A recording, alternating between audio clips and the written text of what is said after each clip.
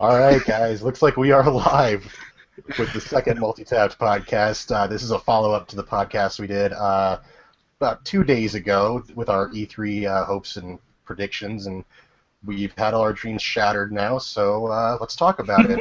That's a pretty good way of describing what happened. Nice. Joining to me tonight are some of the fine gentlemen of Multitapped. We have Jay from Viridian Flashback, Nico from 8-Bit Stereo, Josh from Test Your Might, and Donovan from No Clip Gaming. And I am Jay Dubious from Dubious Gaming. Shit. So we might as well start Good things evening. off by talking about, well, let's just go through the press conferences as they happened. First up was Microsoft's, which was an okay press conference. It was better than last year's. I mean, they still found a way to piss off their entire fan base, but it definitely was a vast improvement over the last year's show. I can say that much for sure. I definitely saw a lot of hate over that Conquer tease. People were going pretty crazy on Twitter over that. Not to plug somebody who doesn't need the subs, but did you guys see the JonTron response video to it? Yep. Yeah. It was Oh brilliant. my god, it was so good. Absolutely brilliant. Yeah, like, there he is like, oh, I haven't been in a game in 10 years. Now I'm just going to be a skin in a make-your-own game. Fuck that. I just like the Microsoft logic. Well, it was like, okay, we fucked up with nuts and bolts. Nobody liked it. We dropped the ball on reviving that. So let's take Conquer and tell them to fuck themselves. Like, Yeah. In my mind, it's called Project. Yeah. In my mind, it's called Project Fuckstick. yeah, like don't seriously, don't- it's that bad. I'm a big Big Planet player. I understand the strength of user, created content. Shit, I play MOBAs. Like come at me. That started as Warcraft 3 custom maps. You know what I'm saying? But there's no way that I don't know. It just seems so rude and just like blatantly. We don't want to make you guys a game. It's just too bad. You really, really want it, and we know you want it. So we're just gonna make fun of you until you make your own one. Yeah. Sorry. It was definitely the single worst move Microsoft made that entire conference. Yes, which is still like 30 times better than the best move they made last conference. Yeah. Yeah, that's true too. There's one thing I just want to quickly talk about because I was probably the only one who gave a shit. A new Phantom Dust. I thought that came out of left field. Phantom Pain? Oh. Yeah, I'm not familiar with the game, but that was a pretty decent trailer. I mean, it was two people fighting with laser beams in a park or whatever the fuck. But I'm down, dude. I like bright, shiny stuff. I'm a pretty cheap date. I heard something about mid-air elemental fighting. I don't know. I have no idea what that game is, but yeah. Yeah, it's like death match with magic, and you fly through the air and stuff. It's kind of like Dragon Ball-ish, but not legit. as Toriyama. So, but did we ever figure out if it was a remake or? Did we figure out if it was a remake or a sequel or a new? Like I couldn't. There was an older game, correct? Yeah, I'm gonna assume it's a reboot because they did not hint at all that it's a sequel. They're just like the guy was like, well, I helped bring back Killer Instinct, and now we've chosen a new franchise to bring back. I was like, all right. So who knows? Man, I still want to play that Killer Instinct game. I really want to get an Xbox One of these days. Speaking of Microsoft and Xbox One, and we might as well get into it since I know it's going to be one of the larger things we talk about from their conference, but there's a very decent chance that the thing that convinces me to buy an Xbox One is Sunset Overdrive. That, I think, was the best-looking game almost of the entire weekend, I felt. I disagree. I think that goes to Nintendo, and we'll get to that when we get there. But, Yeah, but we will get to that later. But, I think Sunset Overdrive is the most overhyped game so far. I don't understand what the appeal is, quite frankly. It's like Tony Hawk with guns. It looks awesome. Well, okay, the appeal for me, here, I'll lay it on you, and you can give me your counter-argument, and I'm sure yours will be infinitely more intelligent than mine, but here's what I'm saying, okay? I fucking love Insomniac games. The first 3 Spyros were fantastic. Last year, I literally sat down in the space of 4 days, played the entire Ratchet & Clank franchise all the way through, game 1 to the end. Like, no joke. Like, I was just like, these games are amazing all the way through into the Nexus. And the thing that all of those games have in common, and maybe less in Spyro, but more in a traditional sense, is like the gunplay and combat is phenomenal. So yeah, Sunset Overdrive does kind of just look like, really bright-colored hyper lens flare, parkour. But if I know anything about Insomniac, and the gameplay they showed kind of supports this idea, the gunplay is going to be fucking fantastic, and the weapon variety is going to be really good too.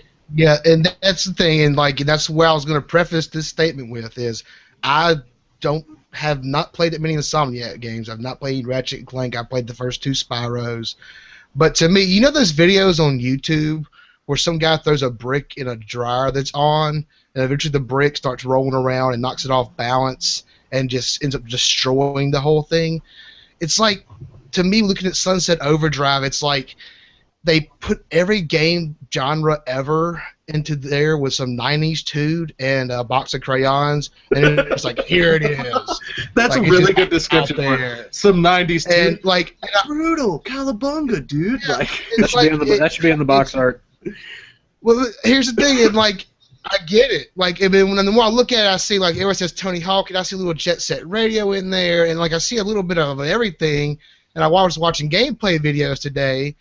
It's still just it's definitely not my kind of game. I see I think the reason why it just stands out so much on the rest of the library that Microsoft showed. As an exclusive, it's really different than the rest. Anything of else Microsoft? That's where the merit is. Yeah, like that's the merit of it to me, is that it's taking a chance in a way, in its own way. So. I guess that's fair, and I guess a lot of my enthusiasm just comes from having so much experience with the Insomniac library that, like, I know what to expect, and I could kind of see where you're going from. And sorry to cut you off, Popka, go ahead. No, I was just going to say a couple others that kind of surprised me. One of them was part of the ID at Xbox, their indie. Their whole. We're sorry what we said last year. Please, indie developers, come give us games. That part of the presentation. But one of the games they showed that really caught my eye was called Cupface. It looks like a 1930s cartoon, like old school Walt Disney drawing style. It looks really awesome. And I don't know if you guys saw that in the trailer or not. Yeah, so you mentioned that to me, and I meant to look at it. I don't know how I was watching that part, but it doesn't ring a bell, unfortunately. See, the one that stood out to me from the ID section, and I was seriously like falling asleep during the Microsoft press conference. It was seriously so boring to me. So there's a good chance I'm about to mix up the two names of different games. So I'm gonna say who's making it, so that if I say the wrong name, I don't feel as bad. But I am super excited about the next game coming from the people who made Limbo. They showed that. Inside. Yes, Inside. I was gonna call it Below, but I think Below was that weird one with the tree and like that weird far out isometric view. Anyways, the fucking game by the people by Limbo. I want to play that shit. That's what I'm trying to say. I want to play both those games. Inside's the one that caught me the most, but I'm with you. Those games definitely both look good. So. I mean, I guess it's just hard for me because I'm on Steam, so it's like, oh, give me all the indie games. I don't care, Microsoft. Like, it's just fucking water off my back. But it's just, I don't know. It felt so underwhelming since, like, last year at the conference, they were seriously like, no, we don't like indie developers. They're not Microsoft. And this year they're like, hey, we've got, like, 12 indie games, right? That counts. Thumbs up. And you're right, guys. Yeah, compare that to Sony's showing of indie games. Like the wall was filled. So like it's something on that wall. Yeah, it's ridiculous. Like the comparison is a little ridiculous. Like Sony's like, oh really? You have some indie games? Like we'll plaster our entire wraparound LCD display with them. So you're right about that one point. There's also I don't know if you know this one, Ori and the Blind Forest. I don't know if you saw that one. That looked interesting, I thought. The graphics looked really cool on that. Yeah, I know I showed the missus that trailer, and at the end where, the big guy is lying there and the little guy's like, hey, wake up. She looked at me like, why the fuck did you show me this, you asshole? Like, it was affecting her, and I was like, that's why, because I don't know, games like that, it's very hard to pull emotions. I think that's why the indie games do a lot better, is because they pull that kind of emotion out of you. Here's my point with Yes. that, and particularly with this game, is I'm all like, that's the thing now. We have these games that are basically emotional, their appeals to them. They're just emotional experiences, and like, I'm all fine with that. But I really hope that these games start being a little more game-like and emotional experiences. There's plenty of them that do, but a lot of them are just like pretty colors and nice music and tear-jerkers. And I'm not saying any of these games we're talking about today will do that, but they had the ability to do that. So, like, I'm interested in that game as well to see how it plays out. I think it's a thin line with those kinds of games too, because I've played both Gone Home and Brothers Tales of Two Sons. Yeah, I was gonna bring for the up Gone record, Home. love you till the day you die for your brother's review. It is so fucking accurate, and everyone cries. Oh, you didn't like Brothers? That game's a masterpiece. Fuck it. Your review was like 100% accurate. Just saying. Yeah, I was gonna say sense. Brothers. I feel like they did that wrong, while Gone Home did it correctly. To be fair, though, Um, Gone Home's really weird because Brothers was still kind of a game, but things Gone like Home isn't a game at all. yeah, Gone Home isn't a game. Stanley Parable isn't a game. Like when we're talking about games like that, we're talking about explorative narrative, and I don't know if that necessarily counts as a game. Like look at Dear Esther, things like that. Like they're amazing experiences, but they're not necessarily games. And in all honesty, I kind of agree with Tiberius. I'm kind of looking forward to a break in it. I think that's part of the reason I'm so excited for Sunset Overdrive. It's like, okay, the world's a bunch of idiots, and they got addicted to soda and became mutants. So you gotta kill them to play the game. Like, I don't know. I agree that there's a lot of emotional saturation in the market right now, and that's not necessarily a bad thing. But I'm pretty ready to play a game. Yeah, like something I want to. Oh, sorry. Go ahead, Jay. No, I was gonna say one more thing, and then I'd like Nico his thoughts because he's kind of quiet. This isn't Nintendo. Nico doesn't care. Oh, that's true. But stupidest named game of the entire E3, Rise of the Tomb Raider. What the fuck? Fuck? I'm totally gonna play that though. No, I thought that game was Tomb Raider, the Psych Ward. Like that's what I have it titled under in my notes. I'm like, what just happened in that trailer anyway? I don't. That one, I literally forgot it happened. I had to like reread everything twice to remember I even saw that. Yeah. Yeah, don't get me wrong. I'm sure the game will be amazing, but Rise of the Tomb Raider? You might as well call it fucking Tomb Raider 2: The Fall of Max Payne. I mean, it's fucking stupid, but Baja Blast isn't.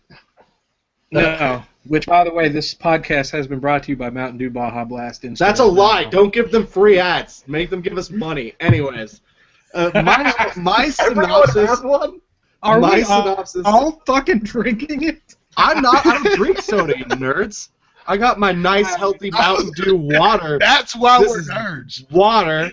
Yeah, that's why you're nerds. It's a bunch of nerds. Anyways. I'm actually Nico. surprised it has.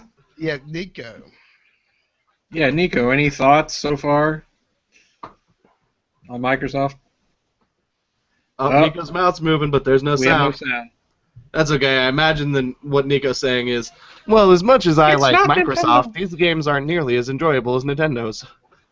Not to mention, they don't have the proper 8-bit stereo. He'll be back here in a second, I'm sure. But I really feel like... Well, while we wait, go ahead. Microsoft's entire conference can be summarized as this: first-person shooter, cars, color from Sunset Overdrive, action game, credits. And I was serious. It was just all of their games looked the same pretty much. And just I totally agree. That's why Sunset Overdrive stands out. And that's what I give it credit for.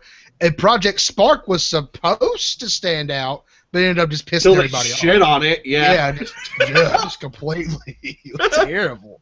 Like, oh my god. The thing that really bugged me with Microsoft. You with us? Ah, God, stupid. I don't know Oh what no, hey, we hear you. No, it's okay. Don't swear or defame anybody. You're here. You're good. The thing that bugged me though is, if I recall, last year, Microsoft stated we have tons of new IPs ready to show you in the future. Did you blah, believe blah, blah. them? That's yeah, they, no. hey, Right, the point is, they had Techno Dragon or whatever it was called. but like the one game I was really excited to see that they debuted last year was Quantum Break. Is that the name of it? The Remedy game? It's Quantum something. Probably Quantum Break. I don't remember the games from last year's E3. All I remember is the barbed wire boxing matches over the consoles. A lot of them showed back up this E3, so. Yeah, they showed like a brief snippet of that. So, but go ahead. Now that Nico's back, I definitely want his opinion. All right, yeah. Now I did have things to say. I was well, since you couldn't hear me the entire time, I first started off with Xbox is games. Yeah, that's Xbox true. is games. It's true. Xbox is games. But no, obviously I am. I guess out of everybody, the least like. I mean, I would have an Xbox One if I had the choice, but money-wise, I chose Nintendo stuff because I believe in, their products and all. But I mean, Sunset Overdrive is probably like the best like game they had to show, like their killer app. If I were to get one, I'd be like, yeah, I'd be interested in that game. And but to interject with what you're saying, what cracks me up is to them, their killer app is a bunch of Halo games on a disc. Oh yeah, the Halo. To be fair, according to Amazon, their killer app is a bunch of Halo games on a disc. That's the best selling what I was thing about on to say, Amazon Don. today. Yeah, that is amazing. That is so utterly amazing to me. I can't. It blows my mind. Like, Honestly, I thought the best thing they showed was Forza Horizon 2. Yeah. Fanboy, one of those guys. fanboy. I mean, the best thing they barely showed was Forza Horizon 2. Oh man, I might even buy an Xbox One just for. Don't lie, Doobs. You want Fantasia Music Evolved? Don't lie to me. To be fair, the only game with guns, which is pretty much Microsoft's market at this point, the only game with like that they showed that I was even remotely interested in is Evolve. And I'm going to be getting that on my PC. So why the fuck am I going to play that on Xbox One? I don't know. I'm going to have to be more convinced on that game. I guess it's just basically a big ass game of Juggernaut, right? Like, I mean, yeah, but you have the monster. Like, it's just a class-based, take out the... I get it. Like, I think it'll be fun, but... That's why when we get to it, the game that I honestly think... I've heard right now... This year, part of the reason I'm so excited about it is because it's a fucking squad-based shooter, dude. I love games like that, like Team Fortress and all that shit. I get you. I love squad-based, class-based shooter, too. But I've heard, like, right now with the build of that game, it's like, crush the healer, monster wins. Like, that's kind of how that is at the moment. So, like, I don't know. I don't know if that's true or not. That's what it's like in Heroes of the Storm right now, too, dude. Fucking supports OP. I don't think... Did Blizzard show anything at E3 this year? Blizzard doesn't even have E3. They had a booth this year. They posted about it on Twitter, but I don't think... Oh, really? The only thing I heard Blizzard related was at the Sony booth when they quickly said Diablo 3 is coming to PlayStation 4. That was it.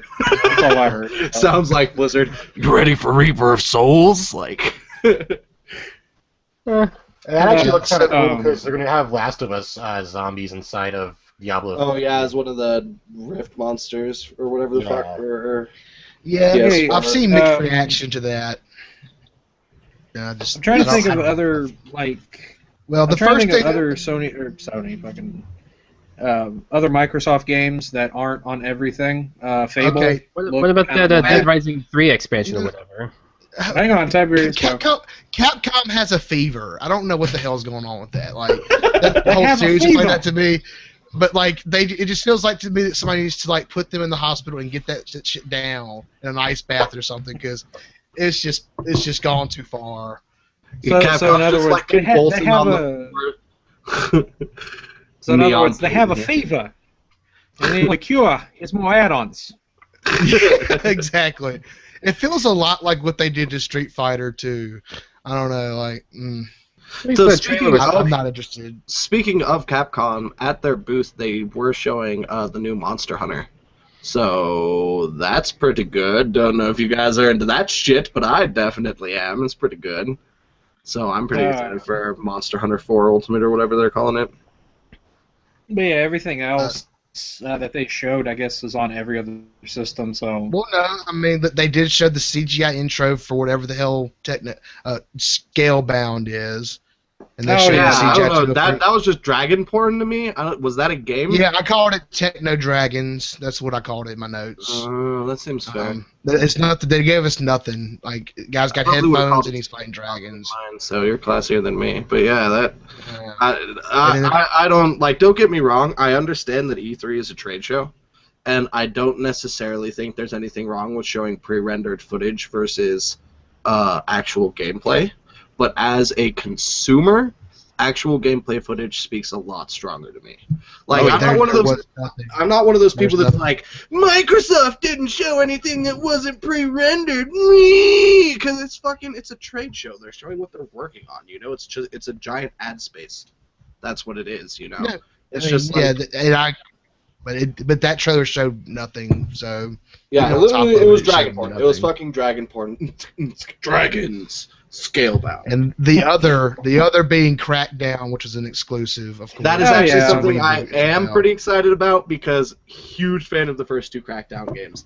I can't necessarily say they're good games, you know what I'm saying?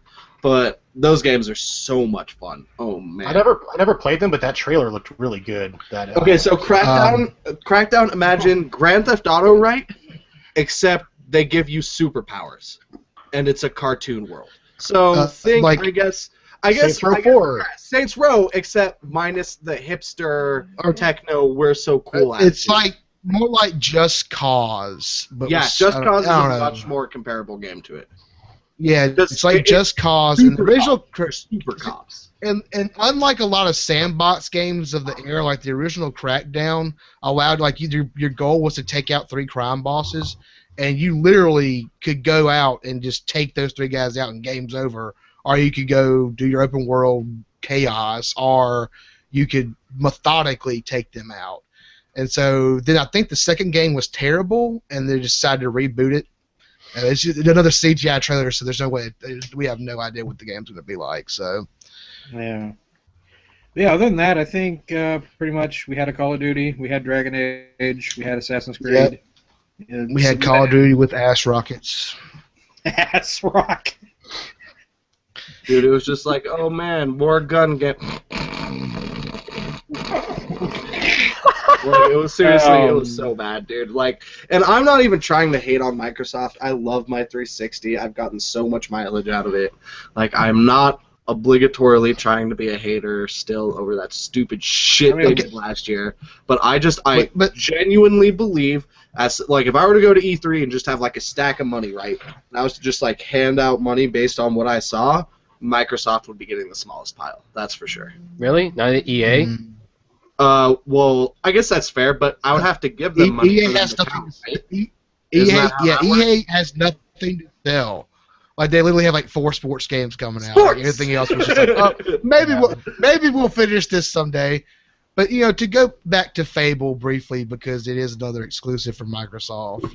I mean, does anybody give? Yeah, it was. Does anybody care? And I want to quote Jay Dubious if I have the quote here somewhere. While you look, that shit was. It was all that's what irks me is I just felt at the whole thing. Yeah, Jay Dubious says, is Fable even still relevant? It feels like a 6th-gen series that overstayed its welcome on the 7th gen. And I think that pretty much sums it up. For the record, and I'm sure some people watching this live, and they might even say something since they weren't happy about my Nintendo hardware stab last time. Some people might get mad, but I honestly have never been a fan of the Fable series. It's not that they're necessarily bad. they just never fucking grabbed me. They never really did. I never thought they were that compelling. I never thought they were like absolutely amazing when it came down to gameplay. It felt very, very average. And the fact that everybody I know who's like, you had a 360 for Fable! Like, I never hopped on the fucking hype train, dude. I don't get it. So when they're Oh, Peter Molyneux, he's a hack anyway. I played Fable 2. I thought it was. I mean, it was a game. Like, it just kind of felt like a bunch of like just short fetch quests and stuff. Like, yeah, like it wasn't bad, and I had fun with Fable 3 and shit. But it wasn't. It's not this fucking game-changing adventure game that all the Xbox fanboys make it out to be. I consider it a very mediocre adventure game. Is what I see it as, quite frankly. Because it's not bad, but it's not great. No, it's. And there's like I just wonder if it's relevant. It drives me nuts, man. I guess it's relevant because it's a cult, but you know. It just never looked good. Just looked boring. So what else? Like what else is there to talk about with Microsoft? I think that pretty much covers it. Yeah, I think we burned them enough, right? Yeah. We dissed them. So overall, conference for me. Oh, and rest in peace, Rare. You killed after Contra. this press conference, I think I am going to buy an Xbox One after this, mainly just for the Forza Horizon 2. Why don't you talk about that for like what like? Oh yeah, go ahead. Is open world is it the open world aspect? Is it the graphics, the physics? Like, what is it that's selling you? It's both the open. Well, because I've always really enjoyed the Forza games. I kind of hopped on with Forza 3, and then I've bought every single one that came out after that, except for. Which, Forza to be 5. fair, if you actually like work on cars and know how an engine works, fucking Forza over Gran Turismo like any day of the week. Oh yeah, like I like the ability to go in and like you can really customize parts of the car, and like tune stuff that no one is really interested in if you're not into cars. But Forza Horizon was just the original Forza Horizon for the Xbox 360 is probably the best racing game I've ever played, I would say. Just because like it's the open world aspect's really cool, but then when you combine it with like hardcore sim racing like handling to the cars and everything, it just makes it this really great product when you combine those together. And it also had one of the best soundtracks of any game of the last generation. I feel like Forza Horizon. I still have like songs from that soundtrack like on my phone all the time and everything. So. See, I guess for me, I like almost classify Forza as simulation, not even a fucking game. Like airplane sim, you know what I mean? Like it's like that. Yeah, it's like it tries to be realistic. Well, most driving games, other than Mario Kart, I can think of, it's weird. Yeah, I guess it's just like the Forza games are really good. I enjoy them a lot. It's just I wouldn't necessarily say they are my favorite racing games. I tend to like things that come with power-ups a little more. Call me old-fashioned. Oh no, man, all the way. Yeah, high five, good stuff. Yeah. Yeah, I don't know. That wraps it up for Microsoft. I'm getting that. Well, yeah, that's pretty much all the exclusives and whatnot. They didn't mention the Kinect. That was genius. So there you go. That's it. There was Dance Central was shown, right? So there was one Kinect game. Yeah, at the very end, but they did not. They did they show it at Microsoft? Because I thought they showed. Yeah, they showed. There was a I remember. I made 15-minute chunk of Ubisoft that was just people dancing to Lady Gaga for Just Dance. Yes, but right at the very end, yeah. My note is I knew there would be a little dancing. Oh, there's a Disney dancing game that came out. Yeah, for the Fantasia, and then they briefly talked about. And then at the end, they danced again. Yeah, they briefly talked about a Dance Central downloadable game, like Dance Central Spotlight or something. But that was it. They really, it was like a 30-second thing. They did not push it at all. So it was very forgettable. The last thing for me on Microsoft, and then I'm done with them, is I love how, I guess they don't have anything to show yet, but I love how the Gears of War logo was like briefly shown at the end as to say, hey, Part 4 is coming, and I personally think, where else can you take that story? Like, I think 3 wrapped it up very nicely, but I don't know. I don't want to get off subject. Sucked. Before we move on from Microsoft, though, were there any questions or anything about that part of the conference? Yes, because if not, we can just move right the fuck along to UB and EA, because those will go nice and quick. Like, especially me being the guy in UB's corner, like that. It'll go quick. It will. Looks like nope, Yeah, no questions yeah. for that segment. Yeah, my EA, because I'm pretty sure that's where we're going with next. My EA thing, I can do the whole thing, my whole piece for you in about 2 minutes. How I feel about all that. Is that where we're going? Are we going with EA next? Is it EA? Yeah, or it's chronological. Yeah. Let's get with the bad stuff out. Okay. First of all, Star Wars. Are you fucking kidding me? They knew that was going to be one of the big games people cared about because Battlefront is. That's what I'm waiting on is Battlefront, and essentially it was, we're making the game. We looked at some models and we went to the places they filmed and we're making the game. Bye. Like. Yeah, my one-line summation is EA. This press conference motto was, "It exists, or it soon will, at least." Because they did the same thing with Mirror's Edge. Anyway. Yeah, that too. That was just like, hey, she's coming back. But, And the Mass Effect. yeah, and Mass Effect. do not even. Speaking of franchises, I don't know where you can take them. Tyrese is. What about Tyrese is steaming. Cool. Mass Effect is okay. First off, I did not like the first game, but I can appreciate it for what it is. Mass Effect is a very good series, and the fact that they're going to make another one, like it's just like Popka said. Where the fuck do you take it? Like, I'm just deeper into space. There's things you can do with it, but they're going to do all the wrong fucking things. That's the way I'm going to put it. I just know it. They're going to run it right to the ground. This is my favorite series, one of my favorite lores ever, and I just know it's going to be bad. That's all I know. I've been very cynical about the whole thing. Yeah, that concept artwork looked delicious, but I just feel like something terrible is going to happen.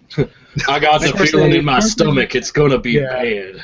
Of course, they're also working on a new IP that we don't know about, and so that's all I gotta say about it. I already talked about Dragon Age. It's Dragon Agey, you know. Yeah, I don't know, I think they showed Dragon Age at enough fucking conferences too. They showed it at like what? We actually did have a question about Microsoft. Oh, we got a question. What's up? Yep. This comes from Import Gaming FTW. Oh, shit. Mr. I don't know Who's that guy? I don't know who's that guy. Do you guys really think Microsoft not mentioning the Kinect was a good idea? He completely disagree, and I hate Kinect. No, I think it's one of the smartest ideas they could have made. Just like how they the Kinect is the reason Xbox One isn't selling. Like, you know what I mean? That's why people. That's why I'm not buying the unit. Like them not trying to force Kinect down our throat is very much appreciated from my point. I thought it was a nice change of pace from last E3. 2 points on that. Like, not only was it a smart move, it was an expected move. Like, if anybody analyzed it before, like, you knew they were going to be not pushing the Kinect because the new Xboxes aren't built in with Kinect. And also, Sony made it, well, we'll get to this later, Sony made it very clear that we have a camera too, but it's optional. It's for you, the consumer. Unlike Microsoft has to do damage control on this forcing it down your throat thing. So, that's the way I feel about it. I guess the only other time they really brought it up a little bit was with Project Spark, and I did a little research on it because I thought the Conquer spit in the fan's face was so goddamn hilarious. I just had to know what the game was. If you have a Kinect, it'll enable you to record your own voice acting and your own facial expressions, so you can like map voice acting and jaw animations to your characters and shit like that.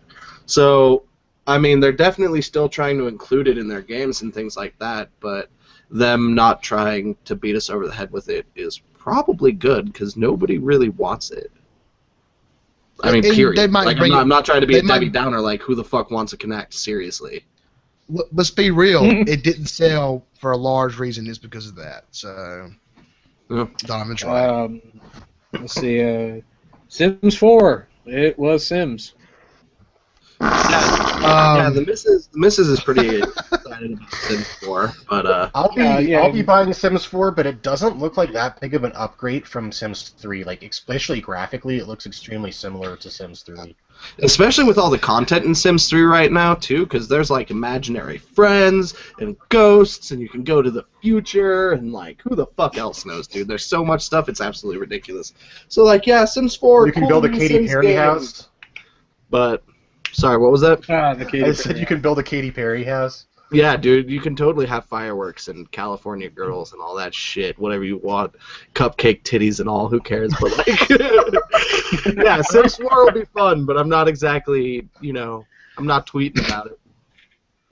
I'm not as excited for it as I was excited for SimCity when that came out. I was like super stoked for that. And though I will say the one thing EA brought up that did make me super happy is they did push Dawngate, which I know none of you guys care about. But I wanted to ask you about that. Yeah. Oh, well, if we have some questions, I'm more than happy to field them. I've been in the game now for a long time, so I'm more than happy to answer them. No, we didn't. I just wanted you to take over because I was like, it looks colorful. That's all I could come up with. Okay, so the quick rundown of most MOBAs traditionally is their 5v5 in games normally last about 40 minutes or so, with like a really, really tedious 20-minute phase at the start of the game where you earn your money and things like that, right? The things that I think separate Dawngate from the rest of the pack as far as MOBAs go, and why it's really friendly to newcomers to the genre, is there's a really large de-emphasis on farming. As opposed to most games where you get like a little bit of passive gold and otherwise your only gold is through like kills and last hits on minions, things like that. At the start of Dawngate, at the start of every match, you get to pick what role you want to be. So like, for example, there's Gladiator, who earns bonus gold on last hits, so if you're somebody who's going to farm, that's really effective. However, there's one called Tactician, where Tactician gives you bonus gold based on just hitting enemy champions. Just period. So if you're somebody who's not really farming and just plays aggressively, Tactician's great for you. There's ones that give you bonus golden experience against neutral camps in the jungle. So Dawngate is very much designed to just be a more active MOBA. As opposed to most which have 3 lanes and 2 jungles in between them, it's actually 2 lanes with 3 jungles sandwiching them. And while that doesn't necessarily seem like that big of a difference to somebody who doesn't play MOBAs, what that means is the jungler, who is the person who isn't in a dedicated lane, right, is seeing a lot more action, which means that you're getting a lot more 3v2s, a lot of fights for towers, a lot of things like that. So as far as most MOBAs go, it's really fast-paced. Like, really, really fast-paced. Like, I really can't describe it. You'll see team fights within the first, 5-10 minutes of a game of Dawngate. Like, it's not that weird to see it. As well as the other thing that I think EA is doing really smartly is the art and audio direction in the game. Even if you don't really like the whole cartoony, colorful thing, is really polished. Like, it's in open beta right now if you want to check it out at any point, but it seriously feels like a polished game. And it looks like it, too. The sound direction's fantastic. It looked good. That's why I noticed it. It did, yeah, it looked really good. From the viewers. This is going back to the Microsoft one. Will Microsoft release another console after the Xbone? Predictions. This is the end of the consoles. That is my prediction. We had this conversation last E3, if you remember. This is, in my opinion, this is most likely going to be the last generation of consoles. I think Nintendo will still put out another home console. It'll just be more digital games. People buy it, but just because Nintendo puts out the Wii X doesn't mean that it's going to constitute a new generation of consoles. Possibly. I mean, how long was the last generation? How long was the PS3 era? Long fucking time. 7, still going on. I mean, PlayStation had PS3 in the promotional material, so it's not technically done yet. That reminds me too. Microsoft didn't really mention 360 at all, even though they're like, we will. Because they want us to move on. Yeah. Yeah. That's going to be a big petition. Anyway, go ahead. No, it's all right. Well, no, I was just going to say, I know the end of consoles is in my lifetime. The end of Microsoft consoles, shit's looking real bad. Like, this was not the impressive E3 they needed to do. I think they may have stopped the bleeding a little bit, but I'm not swayed at all to buy their console. And honestly, I feel that consoles will probably be be seeing an end soon, not because of like the games or anything, but more so because of streaming technology. PCs, dude. Like, and this isn't me trying to put on my fucking gamer nerd hat and PC master race. Consoles are obsolete, because they're not. I love consoles. But there is no reason, technologically speaking, that there needs to be another generations of consoles after this. Computing technology is stronger, more affordable, and easier available. And that's the fact of it. Ease of use. It's ease of use more than that's what consoles. The reason why people choose consoles over PCs is always going to be I can turn it on and it always works. Well, here's the problem: the last generation of consoles didn't always work when you could turn them on. PCs are getting cheaper to build. I'm with you in some way, but I think Jay Dubious is actually talking about like Gaikai and PlayStation now. Non-essential computers. Like non-essential computing, like exactly. having just a video screen in your controller, but off somewhere in Timbuktu, the game is being processed. Correct? Am I wrong? Yeah, exactly. That's what I'm saying. That is the reason why I think that there probably won't be a console generation after this one, is because quite a few smart TVs already exist that like what Sony said during their press conference. Sony-based TVs are going to be able to stream PlayStation Now content here pretty soon, which means all you need is a controller and the TV, and pretty soon everything's just going to be all integrated into. Which is a really smart move on Sony's part too. When we get to Sony, I wasn't extremely wowed by their presentation either. But I think the plays Sony's making this next year, I think, is pretty intelligent. I like the stuff with the Vita TV and all that. Yeah, but we can pretty much cut through EA's very quickly with just one stroke here. Sports. Not exactly. Well, no, I'm saying I'm going through really quickly what was left because there wasn't much, and it was sports. Criterion's new game, which I guess is Burnout on helicopters and jet skis and stuff. Some guy on GameSpot called it GoPro the video game, and I thought that was very aptly named. That's pretty accurate. For the project. And did y'all notice that Criterion was so hyped about this game? They burned their desks, son. They go to the pub to put publishers to make this thing. Like that was, they are all into it. And I think it's funny that the golf PGA Tour, now they're having like wacky ass golf courses. Like, did you ever want to play golf during Pearl Harbor? Well, now you can. Like, what the hell is that shit? I was thinking Tiger Woods just sank my battleship. And it's just. Oh my god. On top of this is gonna piss off the core audience of that game. That was a bad movie, That's what I gotta say about that. And we talked briefly about Mirror's Edge, but then again, that's all there was. If I could, like, I'm a huge. Go for it, because Mirror's Edge was like a game that I've always wanted to succeed, and the fact that it's gone from Mirror's Edge 2 to now Mirror's Edge reboot isn't that nice. But I think if they sit there and they do it right and they, keep working on it at this pace, the Faith redesign, she's like they got that sinewy Sigourney Weaver strength going for her, and like the way the attacks are looking, like they're more powerful and like one-hit killish. Like I think they're going to fix a lot of problems, and the open world aspect I think may help the game, may not. I'm not sure, but right now I'm still pretty much pissed that they haven't done dick with that game in all these years. Definitely.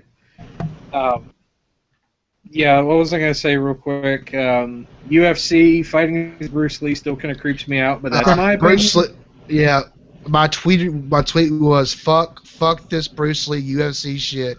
Fuck this shit. Fuck it. That sounds like a pretty strong opinion, Josh. Bruce Lee is rolling in his grave. And the FIFA thing, the trailer cracked me up because I can't think of the actor's name they got. He's pretty popular right now. But they made it seem like it was an epic war movie, like, do you remember the game? The game is all we have. Like, I'm thinking, what, Edge of Tomorrow? And then, nope, it's fucking FIFA. So, yeah. I was going to say something about Madden, because it cracked me up how they were like, we've improved things. No, you haven't, but that's okay. Actually, Madden, I'll be quick. First cornerback ever on the cover, Richard Sherman. That's historic. They have changed up the defensive play a little bit, which is something the game has sorely needed attention for a while. And yes, they are making minor upgrades each year. There you go. So that's how Madden continues to be. But I guess EA's like big hit, and I'm just gonna say it. Then everyone can say whatever because I think it's okay. Was Battlefield Hardline? There you go. I'm not even interested in that. What they really need to do is come out with Titanfall 2, if they really wanted to come out swinging hard. I've got a lot to say about Battlefield Hardline, but it basically boils down to this. You can already tell which grappling hook related game I give a shit about right now, and it doesn't start with Battlefield. Okay, like Hardline is wrong on a lot of levels to me, and it's just boring. It's boring as hell. It just bottom line. I haven't played it yet, but just watching it, it's just boring as hell. That's the first main problem. I stopped caring about Battlefield after 1942. That was my favorite Battlefield game. That was the best Battlefield game I gave a fuck about. So it's about 70 years ago. Actually, I have a copy literally on the desk next to me. That's how much I care about the game. No, like Battlefield 1942 was a great game. It was actually the first game that got me into PC gaming. Like, it was the first game I ever played at a LAN party and shit like that. Really, that's cool. Yeah, that was back in the old day of internet cafes, stuff like that. Wow, we don't have those in the South. Yeah, I guess I think that is EA. That is EA. EA, more like FU. Yeah, I kind of imagine that was their press conference. They were like, okay, well, we were voted worst company in North America 3rd year in a row, so let's just not say anything, really. Yeah, it was essentially new strategy, like... Games are coming. That's it. So, are there any questions, Jay, for EA on there? Question. Nope, no questions so far. We have a question from a little bit earlier that we can do if you guys want. Sure. It says, can you neckbeards / former neckbeards / potential neckbeards tell me what your credentials are? Is that Jimmy? Oh. That is Jimmy. I knew it. Well, all of my credentials. All of my credentials will sound like Chinese if I list them off. You know, plat player in League of Legends, 3500 solo queue in Dota 2, leaderboard in Dawngate for all of like an hour and a half. Play heroes MOBAs. Them's my credentials. End. Like. Yeah. Anyways, moving on to the Ubisoft conference. Tired of talking about it. You took the bait. They didn't show a lot. And then again, a lot of what they showed was in other, like in the bigger conferences. Assassin's Creed. They spent a lot of time on Just Dance, though. I will say that. I got to listen to a lot of Lady Gaga too much presentation. Far Cry 4. I didn't applause okay, for me. Yeah. I guess that's a good enough segue. Let's go to the grappling hook game that I am interested in, which is Far Cry 3. What are your thoughts, fellas? I'm sorry, Far Cry 4. So what do you guys think? Far Cry. Well, I was gonna save it till Rico, 10 out of 10. That was good. I was gonna save it till the Sony part of our show, but I'll go ahead and say it now. Well, that's true. I like the fact that and it's PS3 and 4 only. Like if you own the game and you want your friends to play co-op with you, they don't need to own the game. You can just invite them. If you're, I think if you're a PS Plus member, which 9 out of 10 you're gonna be. But just that right there is awesome. The game looks awesome. Exploding elephants is always a plus. Yes. Yeah, right there. That's the game right there. It's one of the games anyway. I'm impressed. And the grappling hook is nice too. I mean, Far Cry 3 was really good. I I'm going to be honest, I didn't really spend a whole lot of time with it, but the time that I did spend, it was really, really good. I played the hell out of The main problem is 3. when I was playing it, BioShock Infinite came out, and like the second BioShock Infinite came out, it just swallowed my soul. So I didn't really get too far into Far Cry 3, but did not like Far Cry 2 because fuck the malaria system. Far Cry 1 was legit. Yeah. Enjoyed Far Cry 3. So I'm decently excited for Far Cry 4. My only concern is like Far Cry 3 did the whole crazy, like the insanity motif and the whole island and all that shit so well that I'm really, really worried that a lot of the things that made Far Cry 3 stand out are going to get reused and devalued in Far Cry 4. I'm really concerned that Far Cry 4 is going to make Far Cry 3 look not as good. Which, I mean, I guess that's kind of the point of sequels, but, I mean, does that make sense? I'm doing a really bad job of explaining Yeah, it does. I feel like. No, I get what you mean. Yeah, it has a lot to live up to. It really does. You talk about like the main bad guy. Yeah. Voss. So, yeah, what about that? Yeah, I was very impressed by that. I like that display of brutality personally. And one of my favorite lines. Did I ever tell you the definition of insanity? You know, just that shit was amazing. Good screenwriting. Yeah. Yeah, I'm definitely excited for Far Cry 4. I played the hell out of Far Cry 3.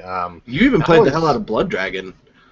I played a little bit of Blood Dragon. Blood Dragon, yeah, I played the hell out of the demo of Blood Dragon. Like I didn't get it, but I could just sit there and do that for. I love the presentation of that game. They should do it again with Far Cry 4, except call it Dragon Blood. Ooh, they might do that. Okay, 0 out of 10. Not nearly as good as Far Cry. You're off the team. But in a very serious way, I specifically hope they don't do a Blood Dragon DLC for it. Oh. For the exact same thing that I tried to touch on last time. Like, if they did it again, it would make Blood Dragon so shitty. Like, it would just make both of them bad, you know what I mean? Yeah, they could just pick another crazy genre to do, though. Well, they could just do Blood Dragon like 2. That 80s cyberpunk thing. Because Blood Dragon I mean, it was a completely standalone game. It had the Far Cry name, but it wasn't like it was an expansion or anything. You didn't need Far Cry 3 to play it, so I would say there's nothing really stopping them from revisiting the IP again. Yeah. I'd be fine if they did. I would be okay if it was a standalone. I just don't want to see it in Far Cry 4. I don't want to see reused DLC. It wasn't DLC in the first place, though. It was a standalone game. It was an expansion for the game. That's like saying Heart of the Swarm is a standalone game because you don't need Wings of Liberty to play it, but it's part of the same game. I don't know. I guess now we're arguing nomenclature, and we have so much to bitch at the video game companies about. There's no reason we need to be fighting over English. Real quick though, so we can get it out of the way once and for all.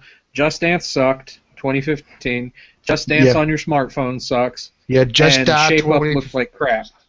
Yeah, Just Die 2015, Just Die Now, and fuck off from the names of those games to me. Ubisoft, we hate that people. Like, plus they got the weirdest guy to do it. He's just like, today I'm going to show you how to move on the Kinect. I play piano game. I hate Americans. I'm going to make you fight the French. Like, what? So, yeah, got those out of the way. Division. Thoughts on that one? I must have it. I'm divided on it.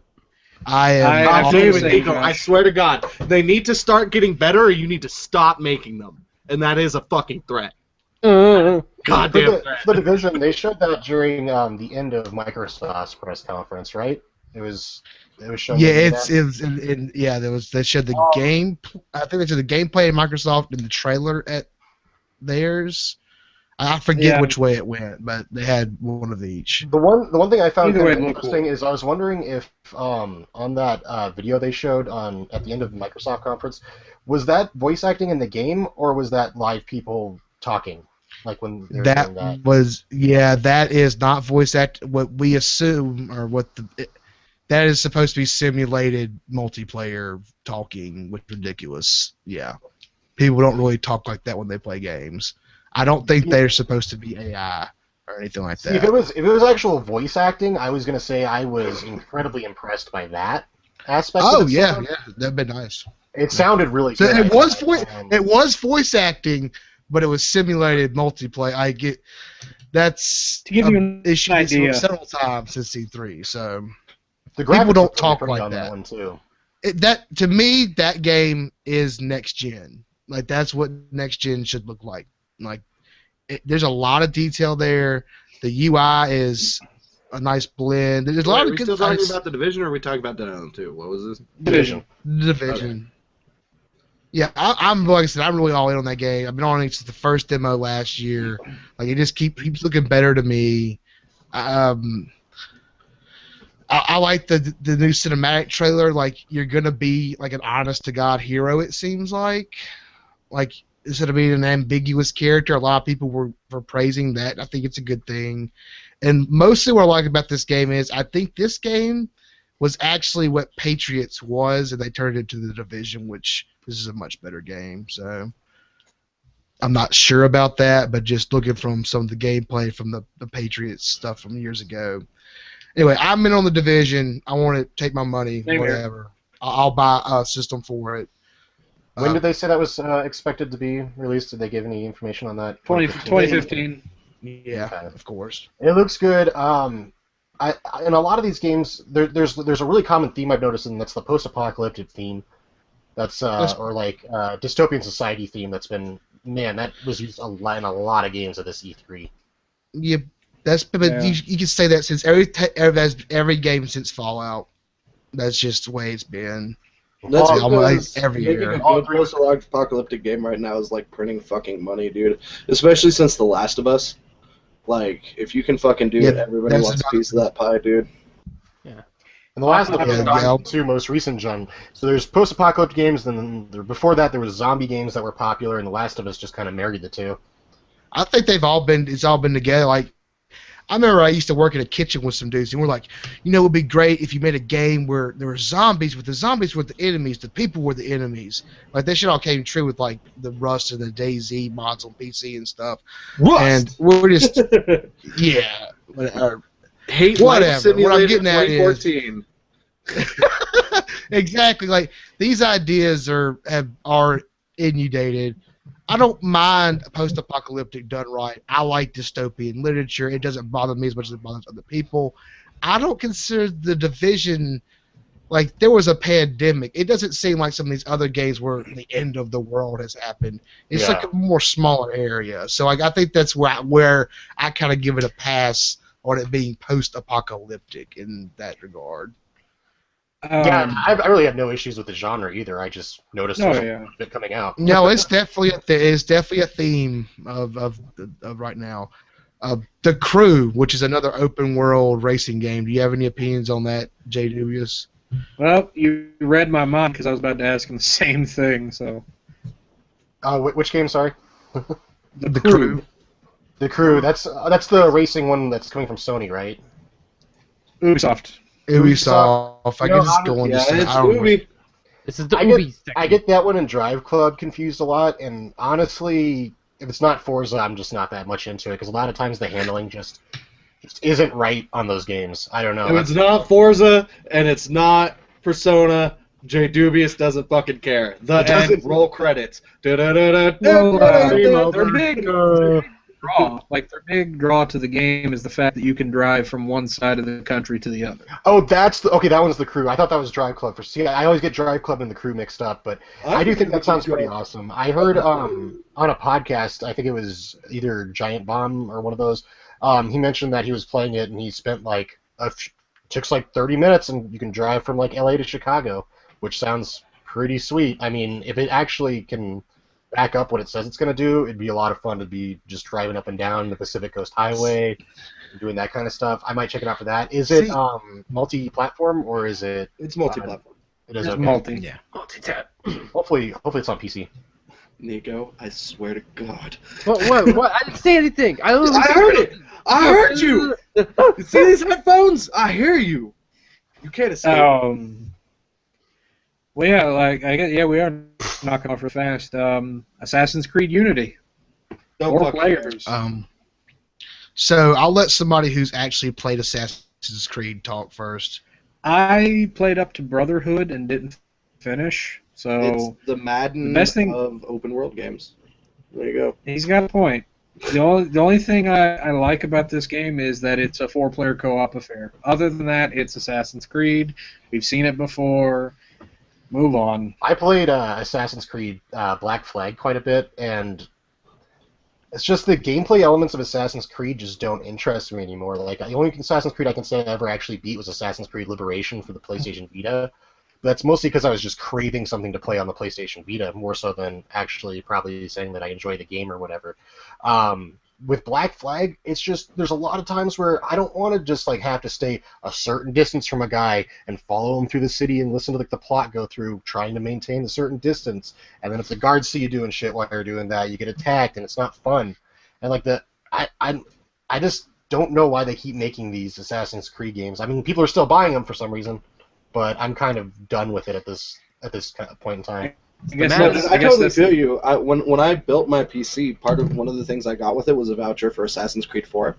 And I downloaded the game, and I played like an hour and a half of it, and I'm like, okay, this is fucking Assassin's Creed, awesome. And I kind of went on like a Grand Theft Auto-style murder rampage through, ye old Ben Franklin town. And I was able to set a record for the amount of people I killed in that amount of time. Like, it came up with the whole thing, you've set a regional record for damage done, blah, blah, blah, blah. And it was like, wow, people are playing this game wrong, in my opinion. So I guess essentially that's all there is to say about Assassin's Creed from everybody. Well, I was going to say, from me being a person who has never played this, is not familiar, I thought this weekend did a great job hyping that game because I actually kind of want to play that game. Like, it looks fun to me. So, but I think it'd be a trap because I don't know anything about the rest of the game. So that's kind of why I wanted to hear y'all's opinion first, quite frankly. This next one, me and Josh were talking about it, and I'm not gonna lie, I am pumped for it, and it's probably one of the most unexpected. Valiant Hearts, the Great War. Yes. That one actually looks like the most original Yes, game. actually, good thing. I'm glad you brought that up before we skipped over it. I really liked the IGN article that they wrote about it a few weeks back that said Valiant Hearts is going to make you cry. Because it is. I am very excited for that game. Yeah. Oh, yeah, I've made the statement already that, like, I hope games are more gamey and less emotional experiences. I don't care with this one. I want it. I don't care if it's just a story with me crying. That it looks fantastic to me. Yeah, like, it's that game really broke through to me. I don't mean to cut off because Donovan had to play. Do we have any Q&A? I'm not able to check. Not at the moment. No. Well, actually, let me check Twitter. We might have one on Twitter. oh. Because we care what the viewers have to say. We care about you. We care about you heckling us. Oh no, there's just one particular heckler, but you know how that goes. Yeah. It doesn't look like there's any new questions. So, at the very end, we get the big reveal from Ubi, and it's just huge. And it's huge not Beyond Good and Evil 2. And or a new it's Rayman not good Legends or anything. It's not good at all to me, period, because I did not care about this demo whatsoever. Did anybody care about Rainbow Six: The Siege or Siege? That's all I gotta say about that. There was a lot of shooting up of a house, and I'm not entirely sure why. And one of the voice actors at one point says, "We need to find an exit." I'm like, "You're in a fucking suburban home. Are you an alien? What's going on here? Just go out the door." Like, where are the stairs? We need to get out of here. Like, we need to find the secret passage. I remember that line, and I swear to God, cross my heart, hope to die, that fucking VO line came through when they were escorting the hostage out of the basement. We need to find an exit. Where do we go? You're in a fucking hallway with steps. Figure it out. And then, like, one guy's like, I'm sorry, let that hostage go. It's like, nah, I don't fucking care about that hostage. It's like, what kind of game is this exactly? You're saving hostages or not? Like, it was. I saw a bunch of shooting up of a house and a lot of running around with guns. I didn't know what the hell was going on. There were some drones. Stimulator. Everything's got drones. Yeah, it's just, but it looks like a bad one, is what I'm getting at. And it said, like, it made it very clear that it was pre-alpha footage. I don't know that that's true. That game looked a lot more finished than that. So, I don't know about that one. We'll see. Blah, blah, blah. But I do think it'll be good for, like, the core Rainbow Six fans who want the strategy games back. I think it'll be good for them. So, It'll satisfy somebody. but not us. Nope. Moving on. Give me more Valiant Hearts. Well, sadly, that was Ubisoft. So yeah, that was their whole thing. I actually think Ubi's showing was actually pretty fair. I mean, to me. So, They had the game. lot of dancing, but otherwise, some good games. Maybe we should dance. Dance. Applause for me. A powerful memory.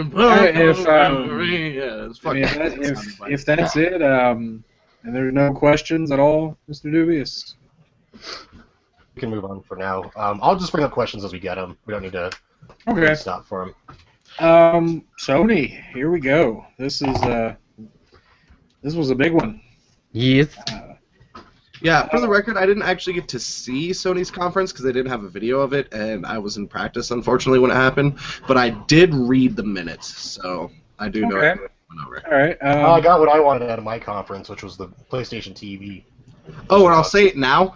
Well, Fuck let's them for start not there. saying anything about The Last Guardian in our fucking preview. Thing, Yeah. the one thing, Okay, that's a the good one start. fucking game I wanted Sony Yeah. to talk about, and they didn't touch it. Just Shot in the foot. bring out Yeah, the that- headstone. Let me stop worrying about it. A few days before, there was actually a report online that was incorrect that said that Last Guardian was canceled. But Sony actually contacted IGN, who ran that article, and said that, in fact, it's not canceled. It is still in Yeah, development. that was the So- first thing I mentioned at the last podcast. So I'm guessing it's, Tokyo Game that is 2? true. I don't know. They Maybe. just need to say something. Like, is it coming or not? Don't do Yeah, this. This whole flip flop. Sources say it's canceled. Sony says it's not. Sony says it's canceled. Director says it's not. Because if you remember last year near E3, Sony made a statement saying it was canceled, and then the director of the game had to specifically tweet something saying this is news to us. The game's still in production. I don't know what the fucking loophole is with the paperwork over there, but they need to figure out if they're making that game or not. Because whatever little interest is still there will be gone within the next year, I'm sure. Yeah, it is waning. That's a delicate. Yeah, that is a thing. bummer. That's like we're trying to give mouth to like a 7-year-old corpse. Sony needs to shit or get off the Well, pot. at least you're not a Shenmue fan. At least you're not a poor Shenmue. Hey, I didn't say I'm not a Shenmue fan. I just don't live in a fucking fantasy world where the Dreamcast 2 is never going to come out. That's all that is. Damn it. Like Dreamcast 2 launch bundle, Half-Life 3, and fucking Shenmue 3. There you go. Prediction for Tokyo. So let's go ahead and get it started. 2015. Yeah. Let's go ahead and get it started. Destiny. Anyone care? I Don't do. give a fuck. Honestly, okay. I wasn't interested at all prior to seeing it, but actually that trailer gave me somewhat interest in that series. So I'd say it increased my interest a little bit. If it didn't look like Okay, Halo, so here's so here's my thing. I was very interested in that series going into that trailer, and now I'm actually slightly less interested. Like, I'm not sure that it is going to separate itself enough from other games of the type, especially after watching gameplay footage today, where it plays a lot like Borderlands meets Halo. So they really step up on their storytelling. The character creation looks really nice, so you'll be able to customize your character really good. And I saw some gameplay footage today just because after I saw the trailer, and it's very much one of those games where you shoot people, you see numbers. It's Borderlands kind of clone-ish. Like, I'm don't. The trailer's like, oh, you're the one. We need you, the one. And every game is doing that. Like, how can everybody on the screen be the one guy? It's just, I don't know. Like, I really want that IP to really do well, and I'm gonna still buy it. But like, I'm a little less happy with it. The trailer made me feel less like it was gonna be a really good story. I don't know. We'll see. It seemed generic, is what I'm saying.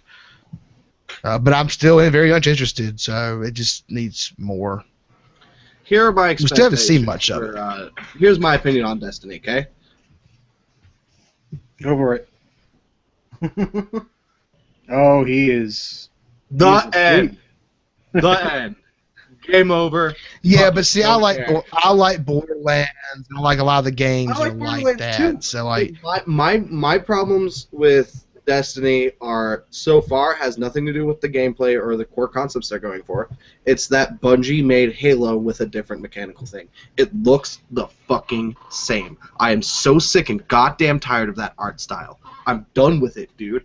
Like, it's so fucking boring to me. It's one of my biggest problems with PlanetSide 2. I love PlanetSide 2. I think it's one of the best free-to-play models ever made. I think the amount of depth there is absolutely fantastic, but I hate the art style of that game, too, because I'm so fucking sick of this just, like, cut-and-paste generic-ass Space Marine shit. but Maybe it's just me. have you looked? It's like you're right and you're wrong. Like, yeah, the basic character for Destiny looks like Master Chief, but like the second character class, female looks like, I don't know, Talizora from Mass Effect or something. Like, and they have a look, and it's not exactly the same. You're right. I mean, it is very much inspired by, and that's one of my problems too. But I'm not as down on it as you are. I guess I see what you're saying. It also might be also me being like a Warhammer 40k player, so I'm like really sick of the whole Space Marine thing. Like, it's been done better. I wish people would drop it. It doesn't present itself like a Space Marine game, though. I don't know. I guess that's fair too. It's my game clubs with Destiny. Speeder bikes. I don't know. It's got. I'm not counting it out, but I'm not really excited. Okay, that was quite. That was. You know what I would like to mention about that though is that white PlayStation 4 looks fucking awesome. Yes, it does. That's a badass bundle. I will totally take that shit. I'll take basic black, please. Thanks for asking. I love my white PlayStation controller. I think it looks so good. Like, in case you didn't notice, I'm definitely one of those wears black most of the time fat people. But I don't know, dude. White console sounds classy as shit. White controller was pretty classy. It was a good investment. Like, I do not know. So yeah, this has been a good polarizing opinions on Destiny. Oh God, when Zoc did the E3 podcast, it was pretty much a free for all. We were at each other's throats the entire time. But the next one that they went on after was The Order, 1866. I'll have 2 cheeseburgers. Nico, what did I say? What did I say? They need to get better, or you need to stop. Large fries. I'll have 1886 of them. Yeah, The Order looked. What? It looked a lot more survival horror-y than I was expecting it to. I was under the impression it was a cover-based action shooter, but I really liked that. It doesn't look like it. I don't know. Like, go ahead. The minute I read for the trailer they showed were just like, man stumbles around, man runs down a hallway, monster chases man, monster says I'm coming for you. This shit looks pretty intense. And it's like, well, I guess it looks pretty intense. It does, and that's what's good. It's true. Like, it's very intense for whatever the hell's going on. And here's what I have to say about it. I don't know what the hell's going on. It's too fucking dark. But like, I saw if it wasn't window dressing, I saw what appeared to be seamless transitions between cutscene and gameplay on a level I've never seen before. Like, it might be some next gen shit. Like, I just don't know. You couldn't tell what the hell. A lot of these trailers, you just could not tell what the hell was going on in them. Yeah, a lot of them, it was very difficult to tell if they were CGI or like actual in-game engine footage. The Order was especially hard. It speaks for the generation. That's like a good thing. But I definitely think, at least in the case of Microsoft and what I read of the Sony minutes, a lot of their shit was pre-rendered. I don't think the order was. I'm pretty sure that was engine footage. Well, no, I think it was I really think it was a mixture because like there's parts where like he's looking at the monster and there's no HUD, but then when you start shooting, you definitely see like a little gun down there, like, and it was you can't tell. Like I said, the footage is so dark, but I think like if it's transitioning that well, like it seemed it was rendering in game. That's what I expect out of my new games. So, but there's not much to see there. There wasn't a long trailer, so it was pretty short. Looked like gameplay. I mean, I'm just stoked it's not as cover-based shooter as I thought it was going to be. I'm really glad it's sort of. It sort of reminds me of like a modern Resident Evil, sort of in the way. It keeps getting pushbacks too, and as long as you're not Duke Nukem Forever, normally that means your game is going to be better quality when it comes out. So that is something it has going in its favor. Is it's something that they're making sure is not balls.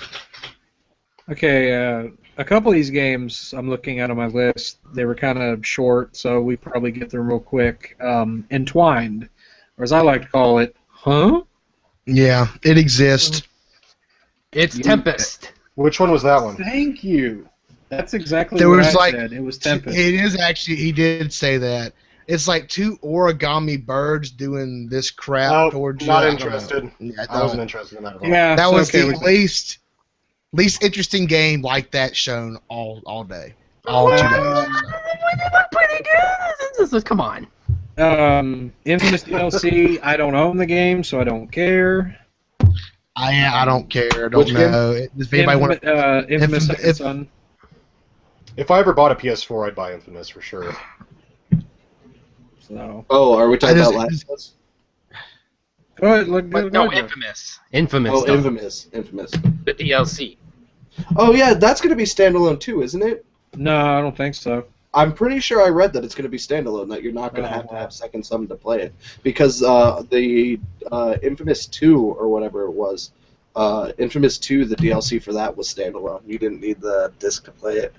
No, all right. Well, what were you about to say, Josh? Because I could tell you had something ready to go. But if Second Son, no, I don't. I was hoping somebody here actually played the series and would know something about it because I've played 1 and 2 and they're both extremely good. I haven't played Second Son. Don't have the console. Okay. I hear people like it a lot. The plot seems extremely interesting, and the gameplay itself looks really good too. It's a series that if it's anything like Infamous 1 and 2, it's probably fucking great. Yeah, I feel bad we don't know much about that game, basically, is what I'm getting at. None of us own a PS4. Yeah, none of us own an next-gen console. Unless you count the Wii U. Okay, this next one, I'm going to say my quick little piece about it. I've played the others, and, I had fun with them. But this one I'm going to give to you guys. Little Big Planet 3. Go.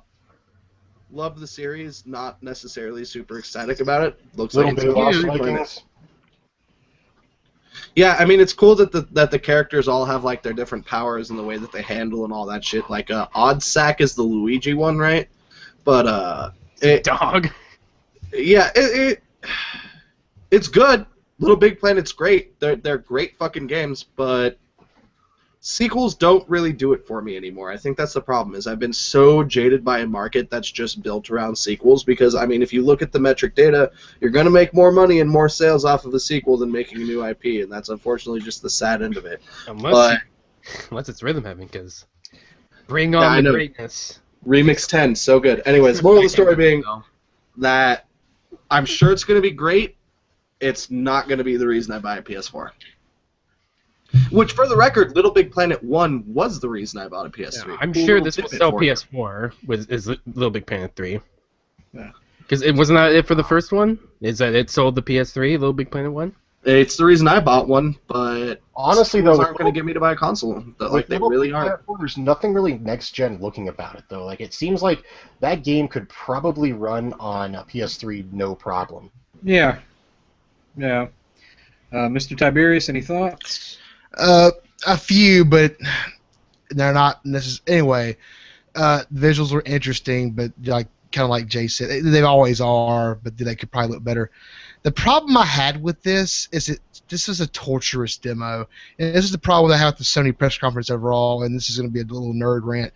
The production qualities of the Sony press conference were low. Mics kept cutting out. The demo players weren't all that good. Like Little Big Planet, they kept dying and failing. And like one of the people they clearly couldn't even missed their wall jumps. Yeah, couldn't even wall jump. And that was like the most torturous experience. It was endless. Like Little Big Planet doesn't appeal to me, and like they spent like 7 or 8 minutes up there just bombing it, basically. We're bad. Yeah, exactly. E3. Like, one bit of information I do want to make sure everybody knows is that you can play all the old user-created content on the new game as well. which is sick. That's literally the reason like Little Big Planet sold me. Yeah, it's a great idea. Content is fucking amazing. It's so good. I think that's part of the reason why people aren't necessarily completely furious about the whole Conquer Project Spark thing, is because if you look at Little Big Planet, you can have good user-created games, but I don't know, man. Well, we'll get to Nintendo later with it too. So I mean, sort of with one of their products. You know, I think seeing Project Spark for me really appears to be like the next gen version of like what a Little Big Planet, like game creating inside of a game or whatever. Project Spark just seems to be like the next level of that, and Little Big Planet seems to be kind of like a last gen idea when you compare like Project Spark and Little Big Planet 3. Well, I mean, we don't know for sure. We haven't touched Little Big Planet 3. I don't know how much time you spent on Little Big Planet 2, but the kind of content you could make in Little Big Planet 2 versus the kind of content you could make in Little Big Planet 1 are not comparable. Like, you could make entirely different games in Little Big Planet 2. Like, I've seen first-person shooters, side-scrolling shooters, I've seen racing games, I've seen, like... And all of that will run in Little Big Planet 3, they said, too. Anything yeah, but I'm just imagining if they do with Little Big Planet 3 what they did with Little Big Planet 2 as compared to the original, I imagine the content that one could make with it will be at least comparable to what one could make with Spark. What you could do with the Vita one was pretty impressive. Yeah. Which I think is the most modern entry that's actually out right now. Is it? I know it and 2 came out very close to each other. I'm not honestly which one sure. First. I Little think Big Planet is about a year old now. I think the latest Little Big Planet game was racing, to be honest with you. Karting, yeah. Which, Yeah, for the karting. record, was a surprisingly good game. I played the fuck out of it. Okay, so we're pretty much on the whole thing about Little Big Planet, and we're all that kind of... It's another game in the series. Pretty much always. I'm pretty sure we said all we need to say about Yeah. Okay. Little Big Planet. We already talked about Far Cry 4. This next one I thought was very intriguing from Software, the Dark Souls guy, Bloodborne. That Looked too violent. I wasn't interested at all. Too violent. Well, Really? it's too violent, man. The CG trailer was intriguing. We haven't seen gameplay yet, so I can't really This is say. Another one of those. Let's make the trailer so dark nobody knows what the hell is going on. Games. I have no idea what the fuck's going on in this game. So maybe it's good, maybe it's not. We'll find out later. Yeah, I actually when that trailer came on, I actually had to close my blinds and turn up the brightness on my screen because I could not see anything. that was going Like on. what? That's not helping, guy. If anybody who makes game trailers is listening, that's not good. Like we can't see it, so we don't know if it's good or not. Unless it's purposefully supposed to be dark, which rarely No, is ever the case. it may be, but like it's still too dark. Like it's like 70s movie dark. Like it's just too dark. Like anyway. Unless it's Darkman, then then I can understand. Or then we just well, that's a great series. Great single movie. Okay. Well, I guess there's not much to say left on that one. Whatever. Dead Island 2, I want to say yay, I'm in. but it was a cool trailer. For the record, I think people knocked Dead Island too hard. It was Fallout 3 with zombies. It wasn't the game we were all expecting, but it wasn't bad. End of rant. Well, I thought it was I thought it was more Borderlands with zombies. My biggest qualm with the Dead Island series, though, is the durability on the weapons in that game is really obnoxious. Yeah, I've seen the streams of that, and it is terrible. I've never played it though. Aside from that, though, I thought the original Dead Island was one of the most solid games of that generation. Almost, I really, really enjoyed that game. You really liked it. I enjoyed it too. I just had, well, I've told you guys before, I've had really bad experiences with it where it was buggy and I lost like my level 50 characters due to a glitch. And I've just heard. Yeah, sorry, Jay. I've just heard so many things on all sides about those games. So that game. Those I two don't know. I have no idea. Whichever one. I've seen streams of two, but I don't know. Like, I have never played them. I get what they do, but another zombie. It's just more zombies. I'm just glad that the next Dead Island game isn't just the MOBA. I'm glad they're also releasing it. Because don't get me wrong, I'm Captain MOBA and I wear my little battle arena hat and talk about ranking and all that shit, but like in all honesty, even though they're talking about cool like clan versus clan and zombies and supplies and all this shit in it, like I don't honestly see how the IP translates to MOBA, and I'm excited to see another traditional Dead Island. Though I will admit Sam B better be in that fucking game because he is the only character I care about out of Dead Island. Sam B is the man. I don't care.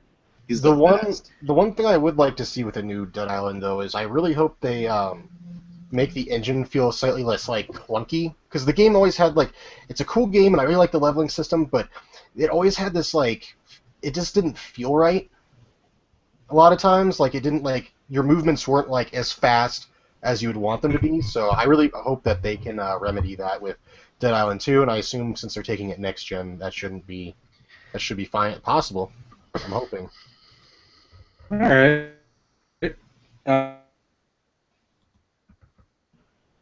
Uh-oh. Well, I'm pretty sure what Popko was saying was it's time to move on to Nintendo then.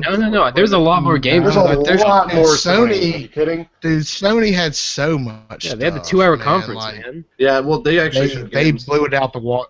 Dude, they blew like a huge load all over. I guess E3. I'm just super Like, excited it's about all kind Nintendo. of stuff. I just want to get to Nintendo. That's true. Me too, but don't worry. It'll get there, Don. I don't see why. So about halfway through their press conference, they got into all of that. Like, we have these TV shows and the Ratchet and Clank movie, and I couldn't be more disinterested in that. Yeah, it was That's pretty. The also timeshare. Love the Ratchet and Clank Timeshare franchise. Don't really care about a movie. Oh, I know the Yeah, biggest like- one. Wait from them. That would be No Man's Sky, right? I wanted to wait. Yeah, I wanted like No Man's motherfucking Sky, y'all. Like Yeah. that game is some next level shit right Was there. that the I don't last care trailer that showed where what there was like the spaceships and the It dinosaurs? was like No, that was like in the middle of the yes, conference. and you're like jump. It was we're kind of skipping around right now. Like and like I think me and Papa were talking. He's like, I was like, No Man's Sky. I've been here before. He's like, on drugs. I'm like, yes, on drugs, and I will be back there again on drugs. Because I will game just- return. It's like that. It's like Yeah, that like, heavy it metal is- episode of South Park. It's Just like a one more lucid time, dream, it like, won't hurt, right? I've been waiting for a game like this my entire life almost, where like I could be looking around, digging the dirt, like, up, time to go, blast the fuck off, have a space battle, and land on another planet and discover some insect life. Like that's insane. The colors and like that shit just blew me away. That's like I know it's. the second best looking gameplay wise game I've seen at an E3. And it's but just the from most visually appealing. and it's just from Yeah. a small little company that made only the Joe Yeah. Danger games, like Hello Games. Like Yeah, they made those it is. simple driving games, and they're going to this big ass project that's like way beyond probably what they even know or can Like, handle. I literally just that game blew me away just completely. So I know. I apologize. What were we talking about now? No Man's Sky. No Man's we're- motherfucking Sky. Oh man, we skipped a lot on the list. Well, I just mentioned. I that know one. it kind of got. See, you were talking, and then like it just got crazy, and it just came out, and it's No Man's Sky, and it's one of the most amazing things we've seen in the last 2 days, quite frankly. Yeah, So, it is. Epic win for me. So And it's not a sequel. Hey! Yay! It's original. yeah, or a reboot. all right. Okay. Yeah. Pretty much. Yeah, If we wanted to go back up a little bit, like Yeah, let's go back. chronologically, Let's go back. there Man, was I can always like- watch the part where I got kicked out. So. Yeah, just keep going off the list, man. Where you were. All right. Quick mention: Last of Us, Diablo 3 on PS4. We already know it happened. It's happening. Move on. We already talked about Battlefield. Anyone cares about Disney, Infinity, any of the Avengers? Blah, blah, blah. there's an exclusive Hulk. I don't care. Yeah. Okay. Magica 2. Magica 2. Anybody? I don't even remember that Anybody- one. What was that? I don't know what it is. Yeah. It's a game. Me neither. It's a game. Moving on. Now this one is for Donovan. I want him to pretty much say the most of this because he looks like the guy who made it. Grim Fandango. Oh, I should have. That's like the biggest compliment I have ever received. Like, I don't want to sound like the biggest fanboy, but I would service Tim Schafer with my body. I mean, that's the most. I believe it. Let's be honest. I believe But it. Wow. yeah, Grim Fandango relaunch, could not be more excited about it. It's about time they reprinted that game. I still have my Windows 95 copy. I love point-and-click adventure games, and in my humble opinion, it is, and for me at least, the best adventure game I've ever played. I think you could safely say it's top 5 adventure games of all time. I feel like you could say that and probably not get flamed too hard. Though I might. Fingers crossed. Thumbs up. Oh yeah. Yeah, I'll finally be able to try it, which is exciting. So. Yeah, I'm the same with you, Jack. I've been wanting to play a game like my entire life, and I'll finally get a chance. Hopefully, with I mean, this. everything about that game. What's the gist of the plot for that? Oh, the gist of the plot? Grim Fandango is based on the Mayan concept of death and the afterlife. So, what Mayans believe is when you die, I believe it's the Mayans. If I'm wrong, I'm sure someone will correct me. When you die, your spirit goes to like different planes of the afterlife. So there's like this first plane of existence, and then this next one, the next one, and the next one. And I believe there's 7. It's 7 or 9 in total, and like once you get to the end, that's like it. That's like the best. That's like, you know, like heaven more or less. You know what I'm saying? And so the plot of Grim Fandango is it's that concept, but done a la Casablanca. So it's about this guy named Manny Calavera, whose his entire job is to take souls and provide them travel through the different planes of the afterlife to get to the end, like sell them travel tickets and things like that.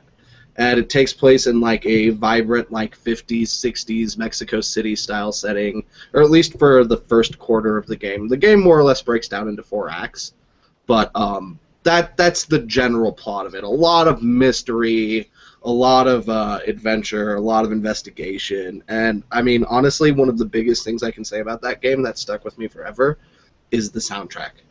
It seriously has some of the best sound direction I've ever heard out of a game. I don't know if Nico, this seems like something you might have heard, but if you haven't heard the Grim Fandango soundtrack, I extremely, just like every fiber of my being, just love that soundtrack. It's so good. I can't wait to play the game. Sure, I've heard it before, bits and pieces. Yeah, this is a good thing. I can't wait to play it. This one's going to be a little interesting because it was a bunch of games from Devolver. They published Hot in Miami. Devolver. Okay. Well, I didn't write them all down, but the 2 that caught my eye was, of course, Hotline Miami 2. Which awesome. And, the Miami one was great. Yeah, and Not a Hero. Not a You Hero saw was that? really good. I'm really looking forward to that. Yeah, Yeah. I'm excited. I'm excited for that one, and I've always It heard looks like a- before. So It looks like a Also- pixelated Max Payne, which yeah, is awesome. They're also bringing It looks Broforce awesome. to the consoles too. Broforce is already yeah. out But on saying Steam. Broforce also got really good reviews, so that should be nice as Definitely well. worth checking out. So yeah, that's some cool stuff. This next one, I know me and Josh were talking about it while we were watching the conference, and it was a very polarizing opinion on both of us. Let It Die. It's an RPG. It looks to be an RPG by Suda51, the No More Heroes, Halo 7 developer or creator. So I mean, yeah, there wasn't much gameplay to it, but from what I did see, I thought it looked really cool. My opinion, has changed. It's a little hasn't really changed. I don't know what I said initially exactly, but I don't know what to think.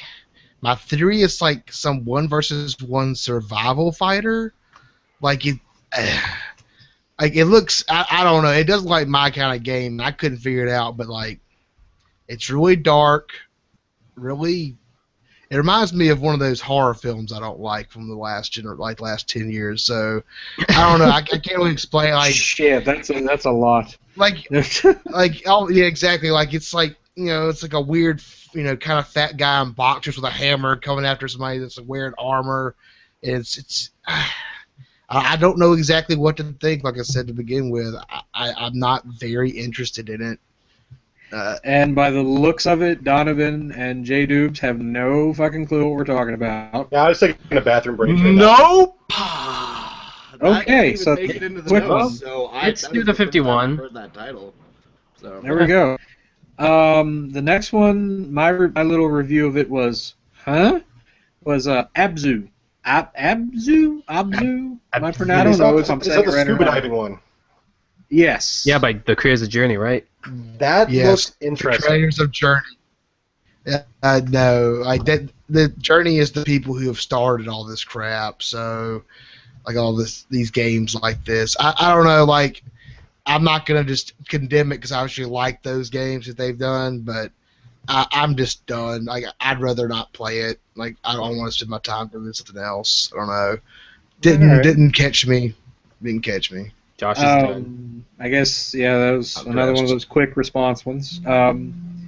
We already talked about you guys already talked about No Man's Sky. I'm all for it. Brought it up because I had to make it something when you were gone. No. I'm glad you did. I'm glad you did. It looks amazing. Yeah, thank you. Now these next. Well, I mean, if we would, sorry. we did. There's one thing we forgot. Like to explain what No Man's Sky also is. It's a procedurally generated exploration game.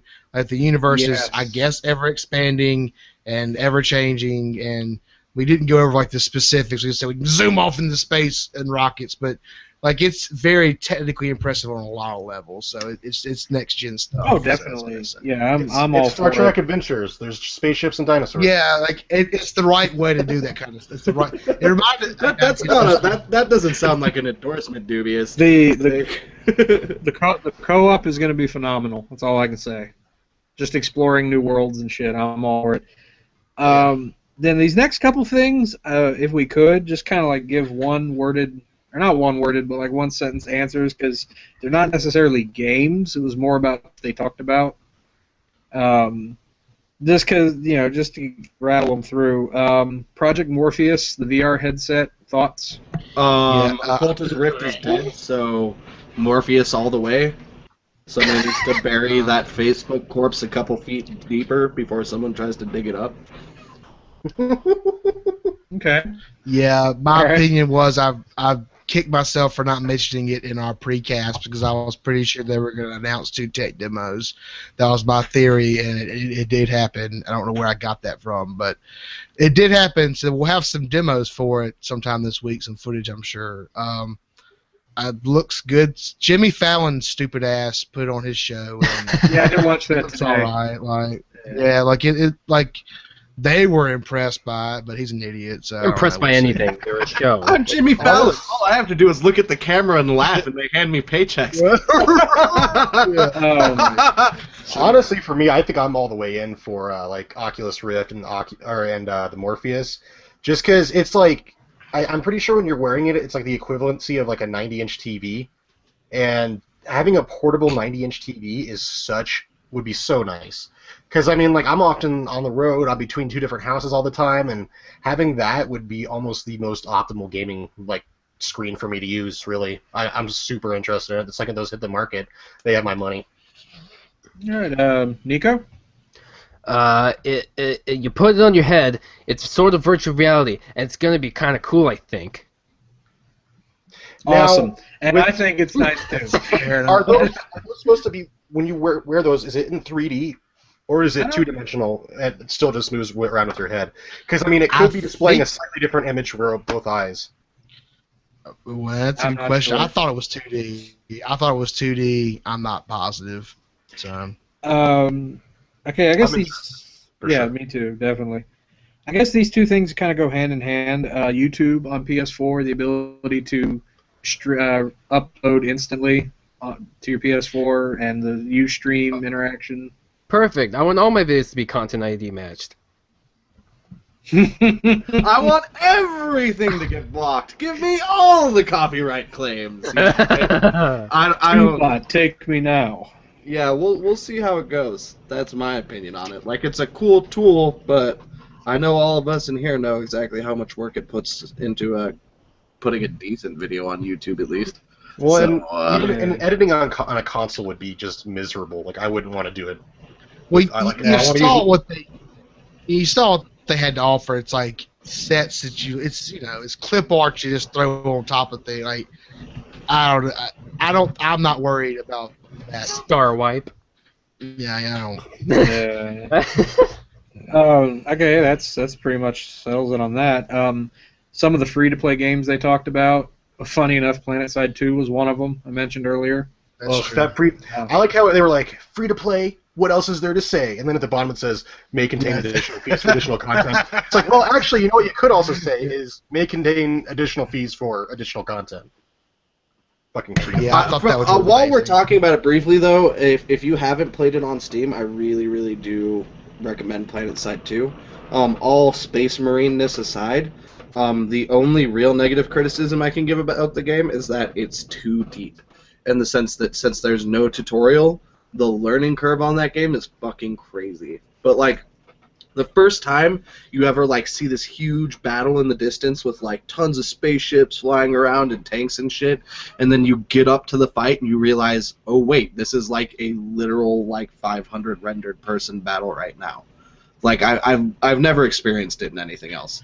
And don't give me that EVE bullshit, because I'm not going to play EVE Online. Fuck you to whoever thought that or was going to say it. So, just getting that out there now.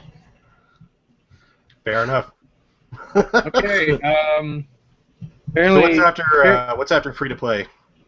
well, apparently the internet didn't want me to talk about it. PlayStation Now. But what? Who? Internet? Why? I don't know. have.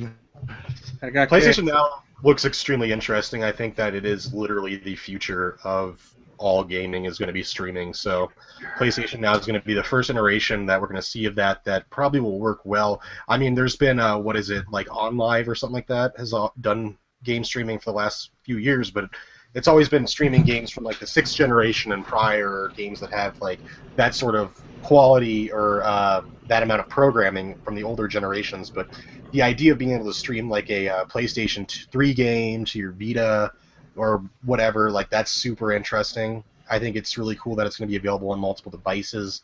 Hopefully we'll see an iOS iteration of PlayStation Now, which is totally feasible, and someday you might be able to play, Crash Kart Racing on your freaking iPad. Real quick, have we had any questions lately? None. No need Oh. to ask. All right. If anyone else has anything to say about PlayStation Now? There might be one. Oh. The only reason you have viewers is because of my star power baby, right? Waiting on that check. I'm not sure that's a question, but No, that's not a question. the answer of let's make out. Yeah. Wait. Indeed. Wait, so Jay, are you about to transition out? So it's, Were you about to Let's see, transition? Because if so, you forgot one big game. Which one's that? What? Uncharted 4.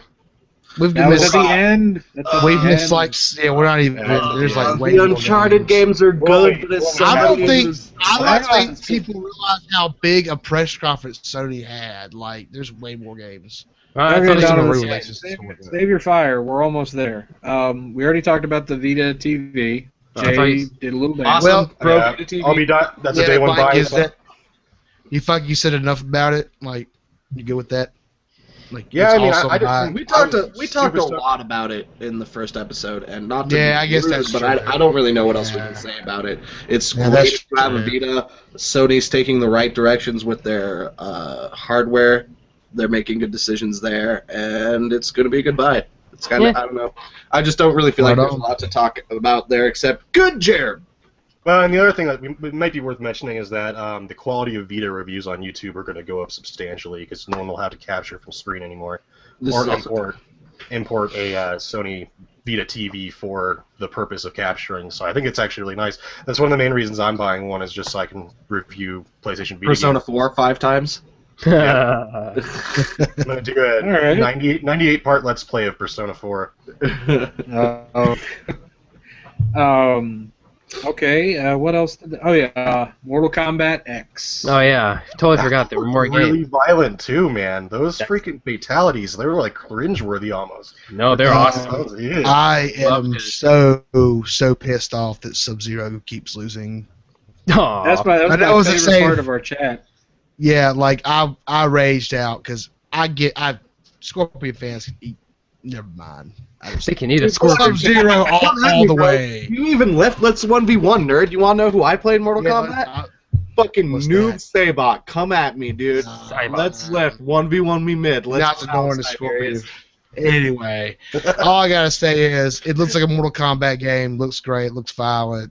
Looks overly Yeah. violent. Some of the character design they're doing some different stuff with, so we'll see. The Looks lady good. with the bees looked weird. Bee lady. Yeah, like that's Not new, the bee! that's new stuff. All right, not much. Yeah, that, I think that's that's a what good we showing. expected. Yeah, I just don't get this that one's gonna excited be- for fighting games, you know? yeah. It's just not Yeah, my they're genre. more. I mean, This. What was I gonna say? Go ahead, Josh. What I'm thinking. Oh well, no. I was just gonna say that Mortal Kombat is another the next line of Mortal Kombat games, and they've been doing well the past few, and they're gonna continue to make a game that the fans like. And I What? I Really? don't see them messing up. The last Mortal I Kombat thought- I bought was Mortal Kombat versus DC Universe, and that wasn't great. Yeah, they- No, I was talking about more And like there's the no one to blame but core you. games, guys. Yeah, not. I was talking to Um, core games. I don't know. I don't really count that one. So. Yeah, this next one's gonna be really brief because I don't think anyone really cares. That Powers show on PlayStation. Nope. No. Austin Powers. Actually got me a little interested to find out what it is, but other than that, Don't no, be that fooled was. by it. Defiance burned us once. Don't buy into that shit. Fuck it. Okay. Defiance makes me so Moving mad, on. dude. John has had All right. enough. Dude, All I right. have. That was the biggest. I should have just taken $60 and just lit it on fire. Like I should have never bought Defiance. It's so bad. Oh man, video game Okay. TV hybrid. There's no way this is gonna suck. I think I have been the bested on that one. So yeah. Yeah, Moving on. This one, I know Donovan's probably gonna get excited. The Ratchet and Clank film. Well, we mentioned it briefly when you disconnected.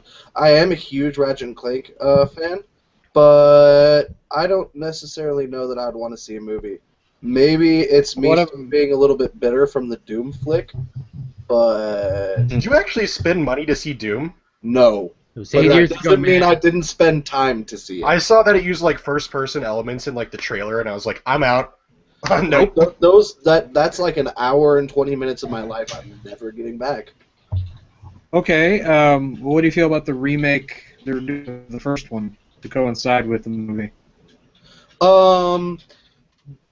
The Ratchet and Clank 1's an amazing game. I have the PS2 copy. I have the PS3 anthology copy.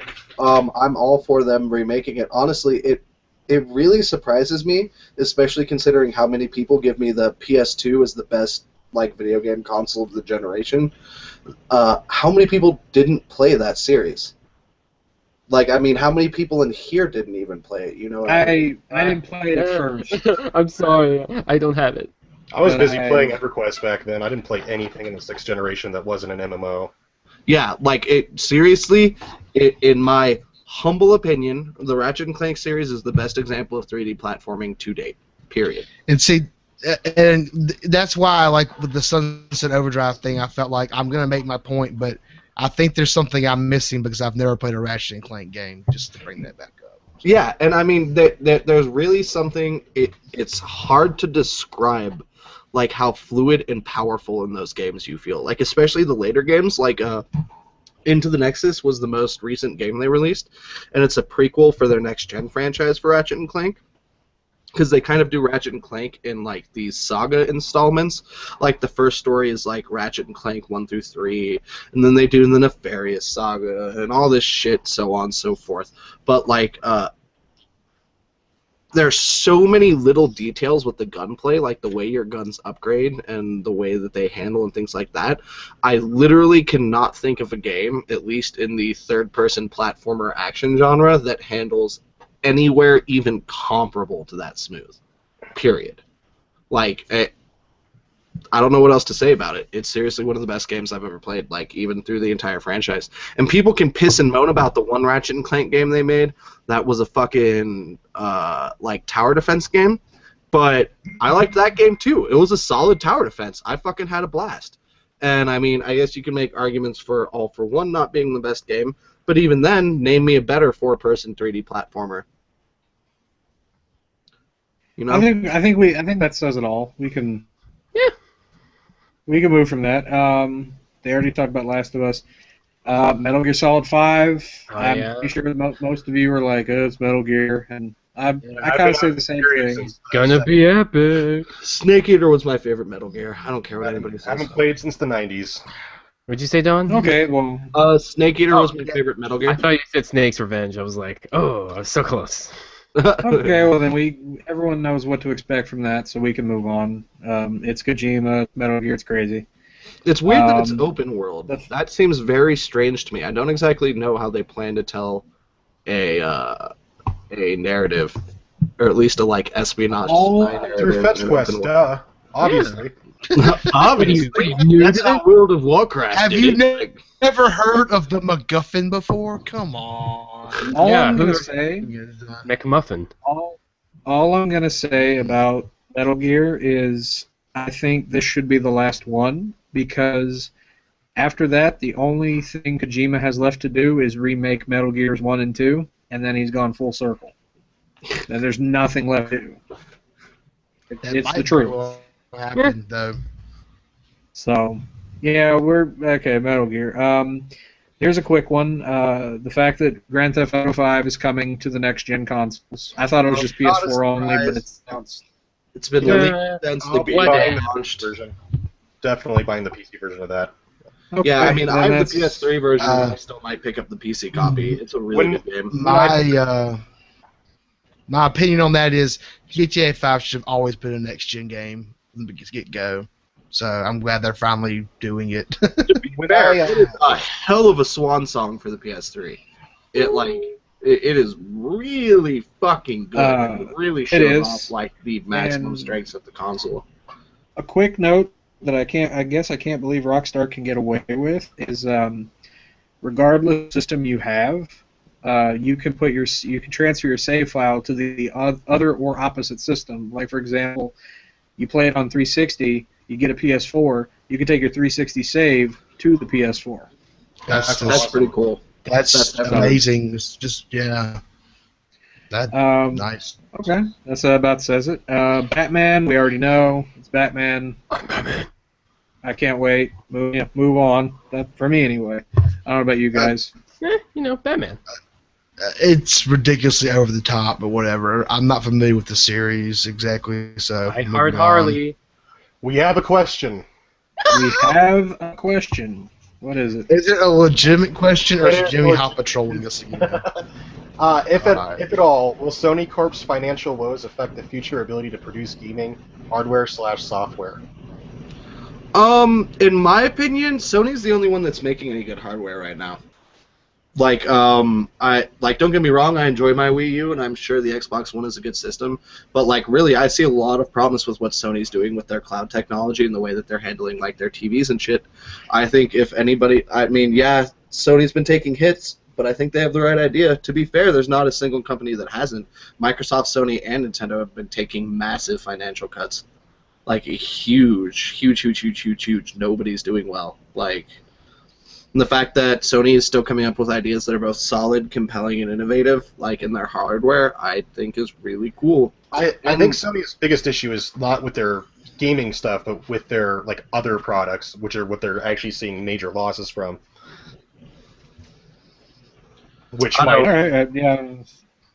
I think Sony has a better chance of making it out than Microsoft does. Microsoft's hit as far as the Xbox had been is, huge. Yeah.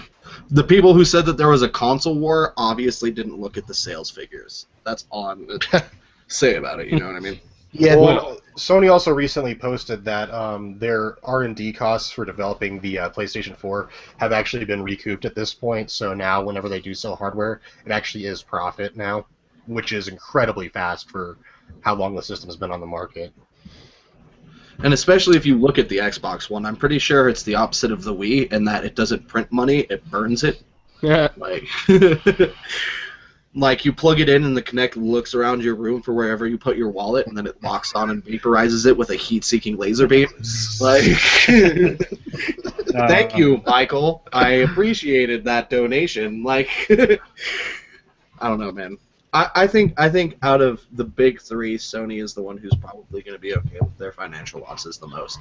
Admittingly, Nintendo probably has the biggest vault of gold coins, but Nintendo, that's going to be ending pretty soon. They're going to need to figure something out. 3DS is still making the money, though.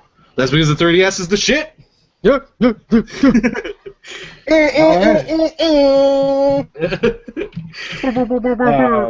Okay. And now you may begin your Uncharted Flame War. Now we're at Uncharted 4. Sorry to mention that. I thought you legitimately were about to transition out of Sony, and I was like, oh, we gotta mention that one, but I didn't. My Uncharted rant is the games are fun, but as somebody who is not 100% Anglo-Saxon, they almost offend me.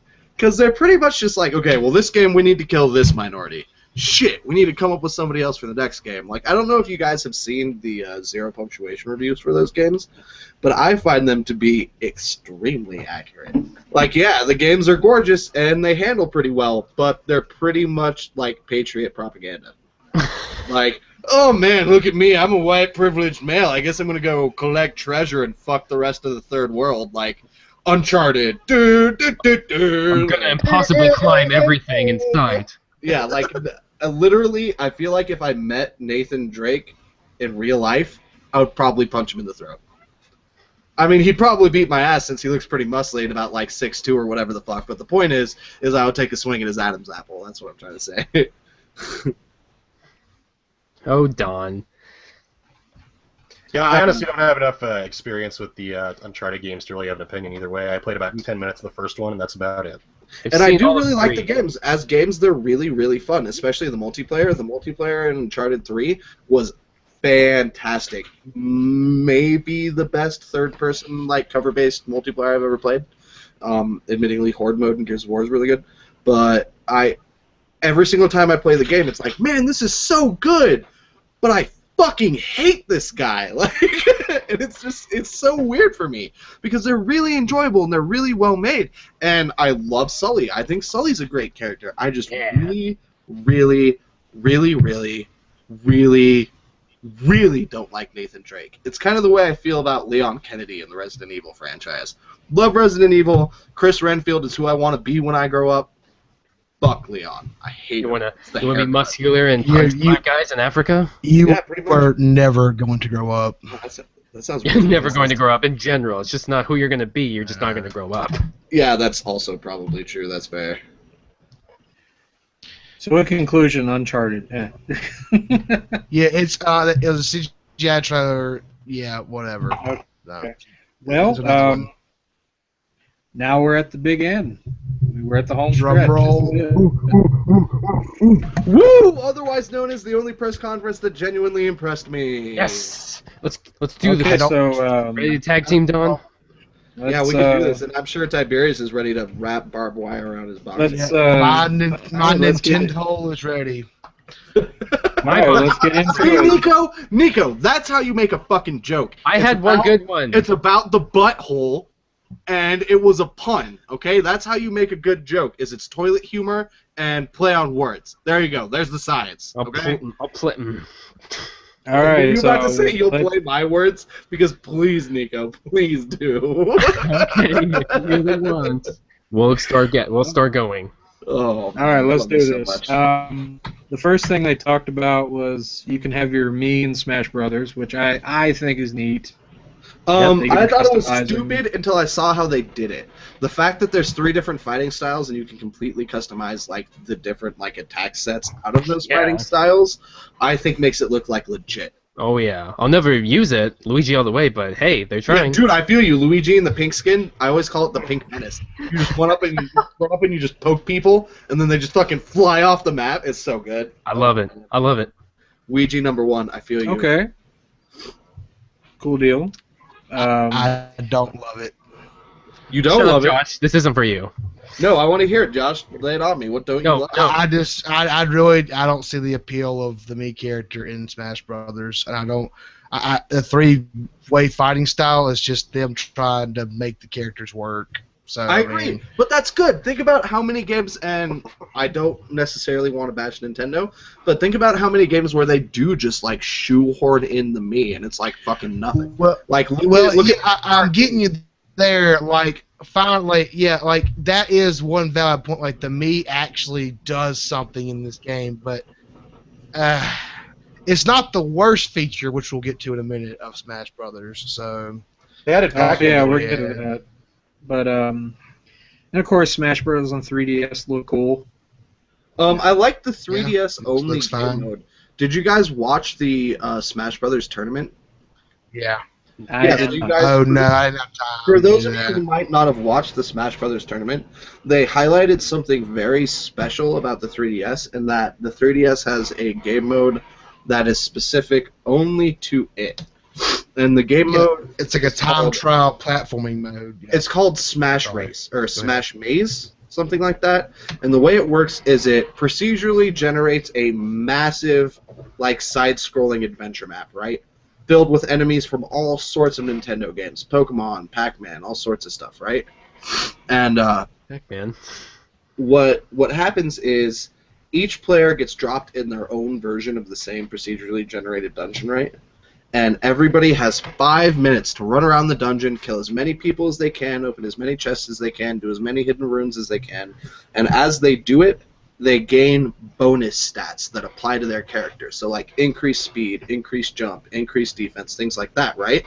And then at the end of the 5 minutes, it chooses a random smash, so like random settings, random map, right?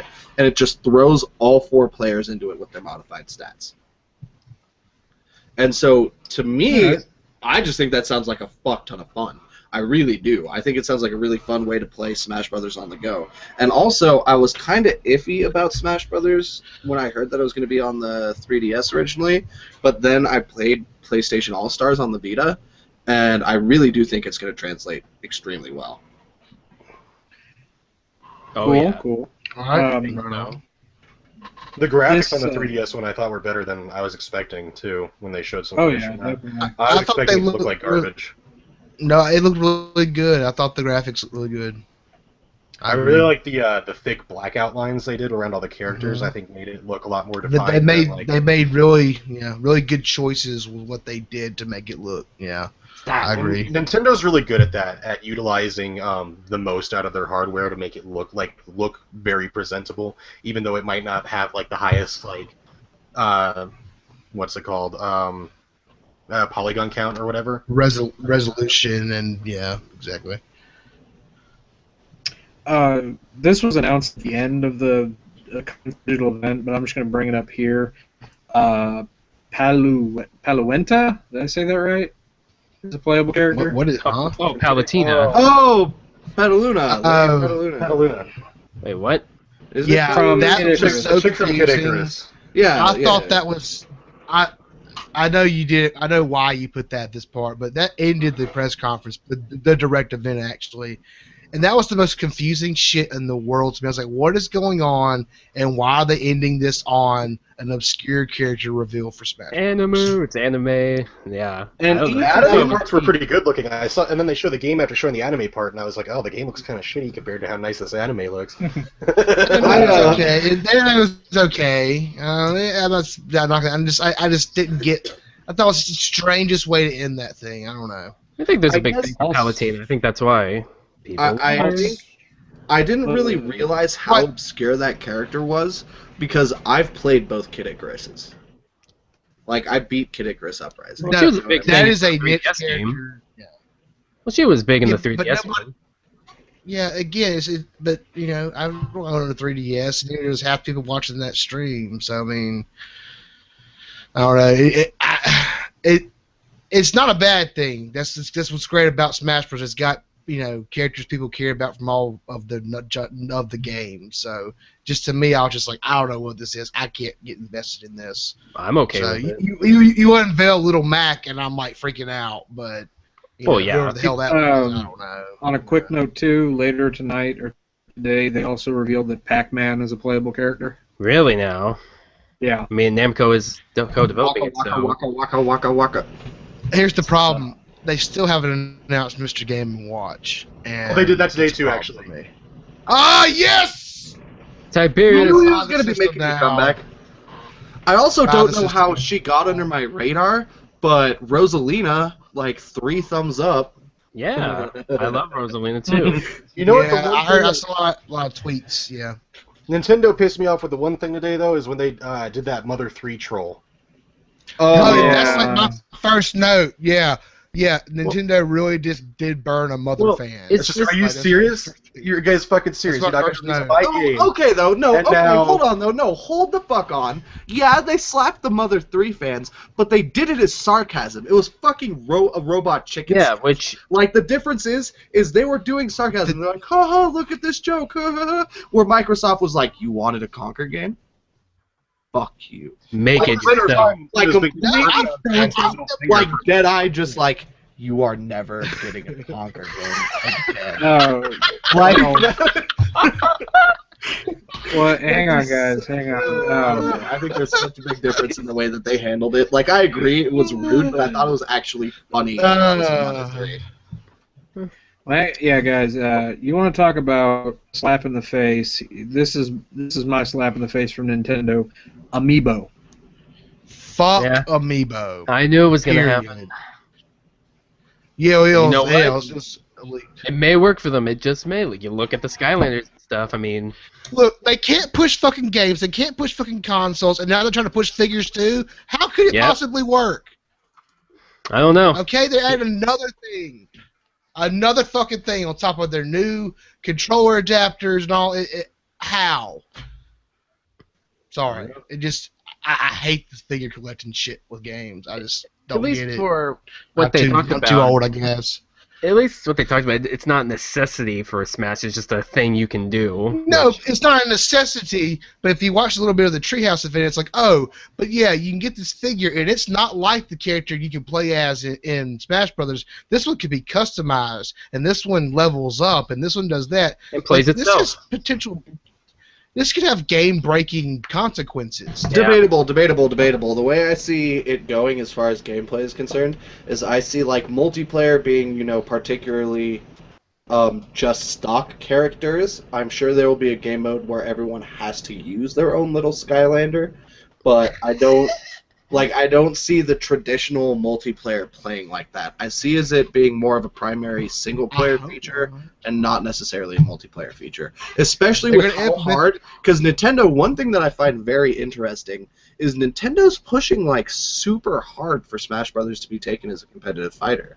Like, think about how much push it's had at EVO Yeah, last year. so that's why they made customizable figurine premium characters. Well, that's why I'm Like, saying I don't I think don't the know premium what they were at customizable- Smash Brothers anymore. Like, Yeah, I it's don't a even know. little I don't even know. I don't like definitely those weird. amiibos. No. Yeah. Let's get off this before the internet explodes. Multitapped is against amiibos. Except If that's the worst thing they got going on that happened, I'm not too upset. Because for me, Nintendo really hit hard with a lot of good games, which we'll be getting to. So let's go into that. That was the worst thing they did by far. Yeah. Okay. So, So let's move it along. Yoshi's Woolly World. yeah, that's right. It's Yarn. It's like Kirby, but it's Yoshi, and it's gonna be awesome. It's gonna be cute. It's gonna Okay. be great. Looks stupid, or at least in my opinion. Don't get me wrong. Very I stupid. like textile arts. I think that it's cool. I don't like it as a look for a video game. It could just be me, but at least the gameplay looks solid. Yes. What are you, stupid? I'm sorry. Which is like huge for me, because Alright. like seriously, it looks like multiplayer Yoshi's Yeah. Island. Like, It's Yoshi's No, the story. gameplay looks. Yeah. So It's while I don't solid. necessarily I agree agree. with the art direction, never buy at least it looks fun. Like I'll probably Really? play it. I love the art I'll- look so much. I'll never buy It's it. a personal but it thing. looks Like fine. I will admit, it's unique, and I thought it looked better in Kirby than I think it looks in Yoshi.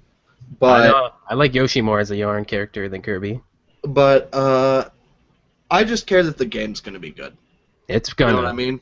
Kirby was Good. good, so I'm sure this That's one will. fair. Epic Garden was solid. That's true. That's true. All right. Captain Toad. Yeah, that's gonna be. That's a Hell nice. yeah. Little, that's good. I love the mini game, and Yeah. that looks. That's Yeah. probably the game. That's all I have to say about Captain Toad. It's just like yes, period. That's it. Yeah, that's it. Like I don't know Okay. anything about Captain Toad. I was sold watching the game. Me too. So cute. He's an Well, adventure. it was in Galaxy 2 and in the 3DS Mario World, right? Wasn't it? What, He was just there. He was a character that you saw, but nothing else. which one was it? Just the 3DS one where they had the minigame? Was that the only one? 'Cause I No, thought that was they had. Mario. No, I don't. Only Mario World. Oh, okay. Because 3D. yeah, those mini games were sick. Like far and away, one of the highlights of that game. I thought it was like the most creative use of the 3D. I mean, it was a great idea for a puzzle game. It's like tiered puzzles where you can't jump. You have to like procedurally work your way up. And I think it's awesome. Yes. I'm really excited they're turning it into a whole game. Yeah. My only problem is I won't like it if it comes at a full price point.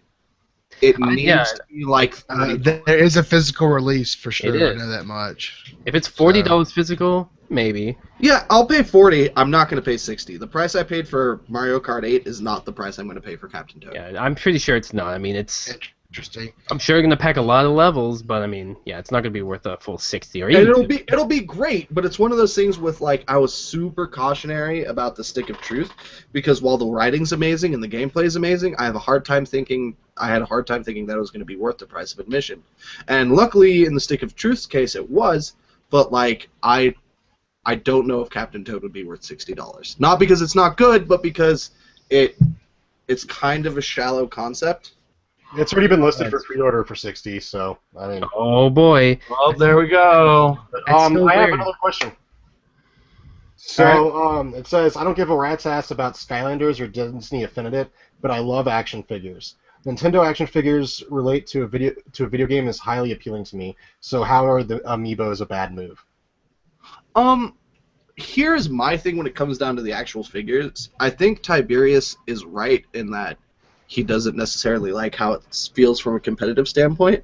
But the one thing that I will say about the figures, and this is more coming from, in particular, a Disney Infinity standpoint as opposed to a Skylander one, is as long as the figures are high quality, I'm for collecting them. I won't necessarily use them, but if it's one of those things where I could get like an actual like little Mario throwing a fireball trophy and it's like solid made plastic, the effects look good on it, the paint's not cheap, I'll buy those just for my desk. You know? Yeah. Like a Japanese PVC figure. Yeah. Yeah, exactly. Yeah, exactly. That's a very good way of putting it. You know what I mean? Yes. So, and the reason I say that in particular case of Disney Infinity versus Skylander is I don't know if you've seen the Skylander toys or felt them at all. They're okay, but the Disney Infinity figures are actually really solid. Like, they really are. They feel really good. There's weight to them. They don't feel fragile. Like, as long as the Nintendo figures are of the same quality, I'm for it. I don't know if I'm necessarily for it from a gameplay standpoint, but I'm not against it. And as long as the figures are good, I'll definitely buy a fair They share. look cool on the shelf. Just have them all lined up. Exactly. I mean, especially if you enjoy Smash Brothers, like all of my roommates, that's a game we've all played borderline religiously in our lives between the franchise. And so, like, having, like, a little Smash Brothers scene set up on my desk, like, fighting through my Lego Minecraft and shit like that, that's cool. I'm down. That seems like that's worth, some money for me. I'm okay with it. So are we flip-flopping? Before we were saying we didn't like the amiibos now. No, I don't like I'm- them in so much game. I still do as not. figures. The question I like them. is, as gameplay mechanics, debatable. But as figures, they're fucking cool. And I believe that's what the question is, was is it bad for Nintendo? And I think it splits sales a little bit. That could be one down point of it. No. But Mike. otherwise, Skylanders I prints mean, money. I guess it's great Yep. if you want to Dude, collect if action kids love the figures, but Skylanders, I want they'll to play love them. fucking video games. I don't want to have to worry about premium content coming in on my video game that I've already played for. And that's true. But I mean, if you look at it, let's take for example Skylanders. Hate the business model, hate it conceptually. Anybody, literally, almost unanimously, every single person I know who has actually played it, it's a good game. The problem is it's a pay-to-play money sinkhole. That's literally it. And as long as Nintendo doesn't necessarily do that with the whole figure thing, Smash Brothers, all that jazz, right? They should see a lot of success. Because high-quality figures are going to be bought by collectors. Regardless, quality figures are going to be bought by children, okay? And then if you're not forced into it for premium content, if you look at the successful free-to-play models, like on League of Legends and Dota 2 and things like that, you don't have to buy the premium content. The reason they're making so much money from it is because you have the option. It's not like Skylanders where you have to buy the sets. You don't have to buy skins. Hopefully you won't have to buy a Mario figure. But if you want to, you can. So I imagine it will probably make Nintendo a lot of money. Yeah. At least if Skylanders and Disney Infinities are any example of how much money. Yeah. That could be true. I don't blame your skepticism, Nintendo. I really don't. Yeah, I don't collect figures. I don't want the shit involved with my games. I'm on the fence about the Wii, and Amiibo does not sell it to me. Just doesn't. So that I can see there's other people out there like me, so they can't all be good for Nintendo. There you go. I want the Wii U, but I can't seem to find a reason to buy it. So, and that doesn't help. I guess that's fair. The thing that made me buy it was Wind Waker HD, so I don't really have room to talk. You know what I mean? Well, we could move on to something that I would potentially buy on it. All right, let's do that. Even though it was a quick little trailer, Zelda. Dude. Gorgeous. Dude. Fucking gorgeous. I am is some next gen shit. So good. I am decently convinced that was pre-rendered. I don't think that was in-game. It could have been. People were rumors say it's in-game. I think that field looked legit. That field looked legit, but all the rest grass of the video you looked could like cut. fucking CGI, man. And if you look into the footage that they showed at TGS, like the little interactive demo, it looked kind of pre-rendered to me, man. But either way, I cannot throw my wallet at Nintendo fast enough for that game. My problem with the presentation was, they could have said, we're making Zelda open world and saved us a bunch of time. But, it looks great. I have not been this excited about a Zelda game since Ocarina of Time. Really? I got super jazzed about Link Between Worlds. But that's because Link to the Past was the first Zelda game I ever beat. Twilight Princess. Twilight Princess. Yeah, see, that got me. I don't have that whole I want to be a wolf yip bullshit that most people have about Twilight Princess, but I enjoyed Twilight Princess a lot as a game. It was super good. Dude. And Minda, man, the feels no spoilers, nothing like that, but just Minda as a princess, man. Okay. The feels. Yeah, I mean, I may get that excitement. I know, just to say, I may get that excitement for Twilight Princess like I did for this Zelda, because it's looking like it's and Link. This is one of the games. Sexy bastard. He's looking better and better every time. Okay, now here comes the next question. Twitter buzz: is Link a girl? No, but I don't care. I'd do him either way. I'm just saying, he looked very feminine to me, and I know this is gonna sound weird coming from me. If they did that, I think that would be an incredibly, insanely good idea. To just change Link's gender for one game. That would be really bizarre sounding. You're right, but I'm fine with it because I want Nintendo to treat the Legend of Zelda series like mythology and not history, and that would pretty much put the nail in the coffin there. So I just think it'd be an interesting point. Very feminine looking Link this time. So it's a very people young were talking about Link, regardless, but. If they did a female Link, I don't think that Link was female. For the record, I'm pretty sure it was male. Of course it was. If that Link was female, but this is the reason I would beautiful male is that's the whole concept of the hero of time. Is this whole Triforce Link Ganon struggle just repeats itself throughout history over and over again. So it stands to reason that there would be a female Link at some point. He's the hero of beauty. It could all He's prettier every time. The hero of "Hey, baby." Like, Oh, yeah, dude, I don't care. I guess the overall version. See, I really did think. No, go ahead. No, I think we all knew Zelda is what it is. It's gonna be awesome. So I guess we could just move on. Yeah. This one I expect to talk about really quick, as it was expected. The Pokemon remakes. They're happening. They're coming. I love I third didn't gen. even make notes. Wow. If I had a 3DS, I'd play it. I mean, Yeah, I got one. I didn't like X and Y, like I've said. I probably would dig this since I loved the third gen. I am not a Pokemon player, so I cannot comment. I am all for it. Heart Gold and Soul Silver were super good. Very excited. Especially since Sapphire was a Pokemon game I enjoyed very thoroughly. I am pretty down for Mega Swampert, or whatever it is. I'm so down. Swampert. What, the fully evolved Mudkip? Oh, okay. Yeah, of course. Yeah, they have Mega Evolutions. They Mega took from, Evolution. XY. I'm so ready to make my Mudkips Mega. I'm down, dude. Mega Mudkip. Yeah. Like, sign me up. Memes are just starting. I'm in on that party. Yeah. Uh, The next thing that they showed was Bayonetta 2. So how we feeling about that, fellas?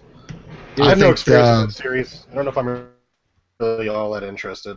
well, apparently this one comes with the first one, so hey, I've been interested. Bayonetta? It's great for me to experience 1 and 2. Bayonetta. It's gonna be great, man. We talked about this a little bit earlier, if memory serves. Yeah, we did. I In the have chat, the we original did. Bayonetta, and if you've ever wondered what taking acid and then having a nightmare and being thrown in the middle of Taiwan feels like, my guess is it's close to Bayonetta.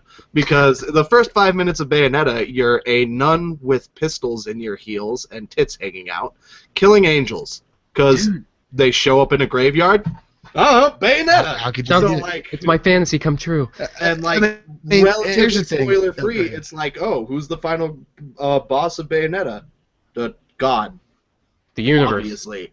Yeah, like it's just like Bayonetta is such a fucking weird game and such a unique experience because it's really good. It's extremely difficult I've and seen extremely fun, but like very much one of the weirdest games I've ever played.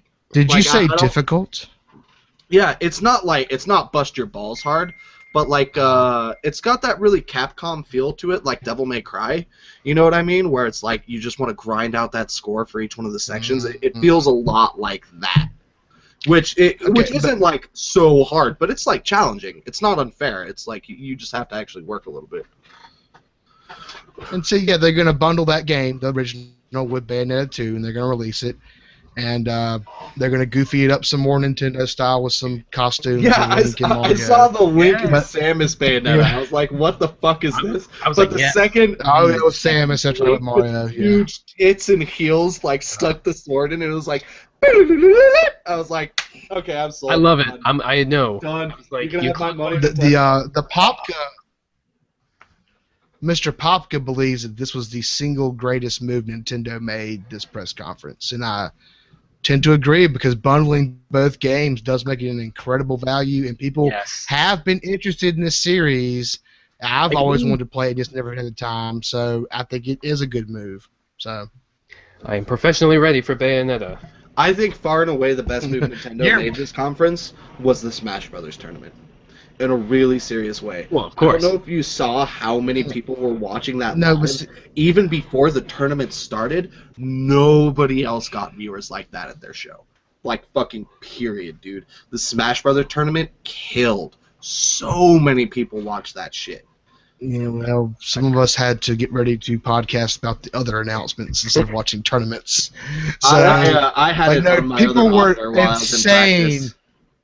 People were insane on Twitter about the tournament, and I mean, I don't blame them. Smash Brothers, it's always been great. So, what can you say? Hyrule Warriors. Yeah, man. What Give do me you think? more. Yeah.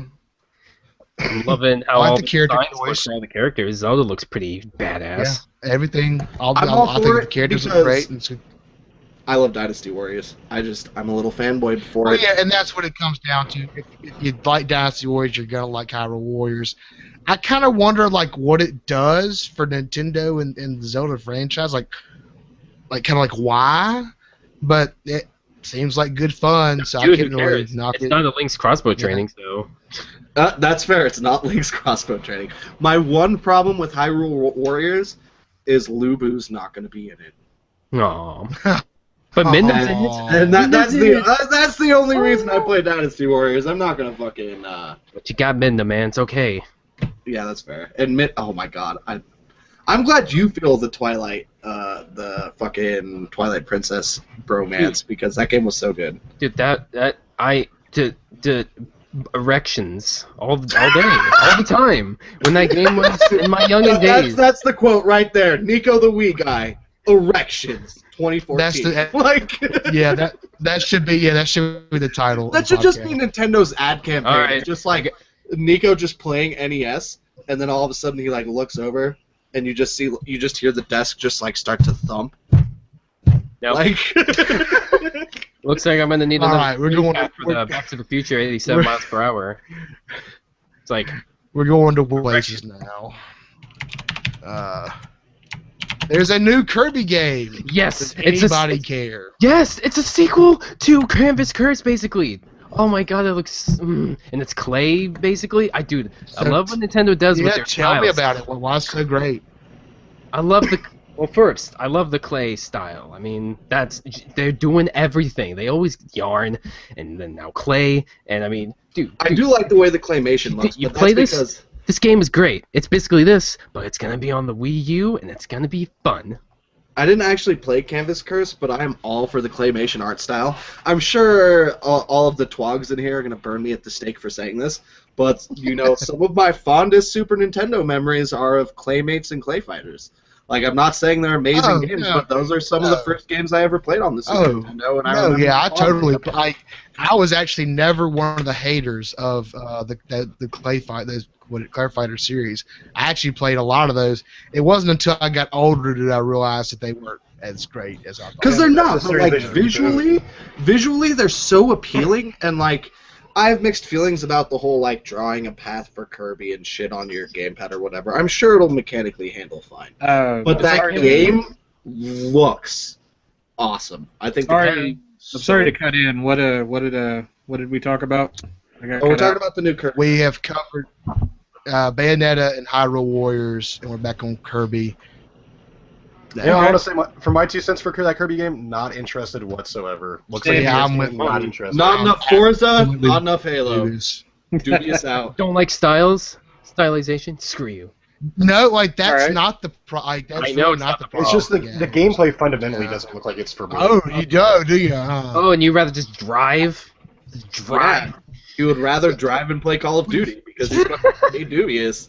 That's what he's got to do, baby. I know, that's what I'd rather blow up elephants in the Himalayas while riding a whirlcopter. What? I have to agree. Far Cry 4. Never mind. Far Cry There's the 4. new That's Far multi-tap Cry slogan 4. right there. Print it and put it on shirts, baby.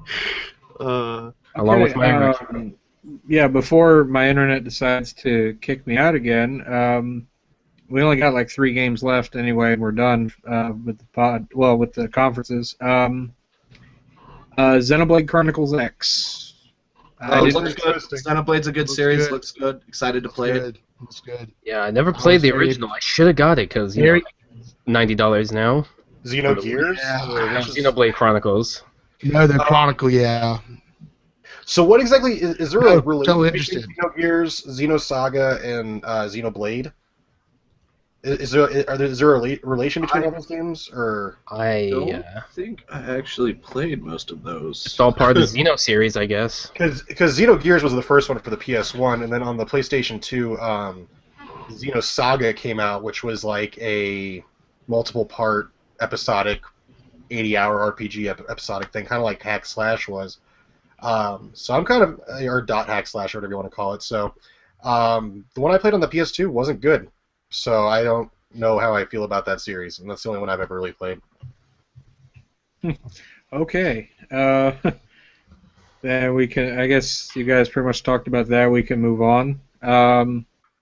Mario Maker. Oh yeah. Very mixed feelings. I think this is a game we're gonna argue. Dude, it looks okay. cool. I remember 30 years ago, you had this in Excite Bike. Just saying. Yeah. Not as fucking revolutionary an idea as it's making out to be, just a new implementation of it. So, Dude, it's like Mario Paint, and then now it's like. Yeah, and it has a lot of Mario Paint elements to it too, which is really exciting. Yeah, Like cool. the undo button is that little barking dog thing, just like in Mario Paint. So I don't know. I just know that the want first it. level maze is going to say "fuck out of bricks." That's all. If you zoom out, the whole map is just like one giant veiny erection. Like, Exactly. That's what's going to happen. Like 4chan's going to do something. It's just going to be ridiculous. Okay, here's my problem with Mario Maker. Okay.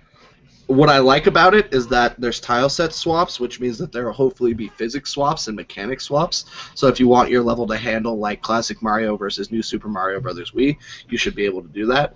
The thing that I don't understand about Mario Maker is how people are so fucking excited about it, but are so blasé about Little Big Planet 3. Well, because I it's can Mario. answer that, I think. Yeah, the appeal of Little Big Planet has always been it's a Mario-style game that you can create your own stuff with. This actually is a Mario game that you can do that with. Yeah, but it's not one of those things where, like, you're just going to be able to make, like, Mario levels. Yeah, it's fine. I've wanted to do that for like 30 years. Bad. I'm not saying it's bad, but the people who are like, Mario Maker's going to make me buy a Wii U, it's like, why? Totally. Why isn't any of the other even- fantastic Wii library going to make you buy a Wii? Why is it fucking Is it going to be Mario Maker? downloadable? Because I play retro games. I don't even know. Like my thing is like, is it going to be full price? Like, I think it's gonna be is it a downloadable. full price game? I'm gonna be like, Yeah, it's just like a downloadable game. thing. Probably Yeah, that's what I'm saying. Like, $20. I was thinking 10, 15. How much like, is he? How yeah, much like is if he it does that, I'll 15. So it'll be 15. Probably. okay, 15 20. bucks. Yeah, I think that's a fair price for it. I think that's a good app for it. I was totally That's what I gotta say expecting about it. like I won't use it. I was totally expecting like a Mario Paint Music Maker thing to be shown too. Like you could just do that for some reason, but I should have known better. Apparently there was a fan-made Mario Yeah, that was maker that Nintendo just had shut down a few months ago. Oh yeah, I remember that. I wonder if that was because Nintendo shutting It is down fan projects? Absolutely related. It is absolutely related because that's just the way they operate when it comes to stuff like that. So, Japanese corporations and copyright are like Yakuza. That's basically all it Well, is. particularly Nintendo. So they were too. like, oh, we'll let you. Yeah, that's what I'm saying. Yeah, like if you're not So- Nintendo, they don't let you play with their toys. Like that's the way it fucking works. Look at that fan-made Chrono Trigger remake that they got like 50% done, 40% All done, the something way, like yeah, that. almost all And the way then down. Yeah. Square was like, Nintendo's not too happy about this. We gotta just kind of pull the plug now. Like, you know what I mean? Like, it got so far, it almost even got, like, sanctioned by Square and shit. Like, I don't know. Nintendo makes good games. Does not seem to like its fans that much. They're like, you want to show footage of our games on YouTube? Cease and desist. Like, Or monetization, all of it. But Yeah. at least they don't give Conker to give you the finger. that's true.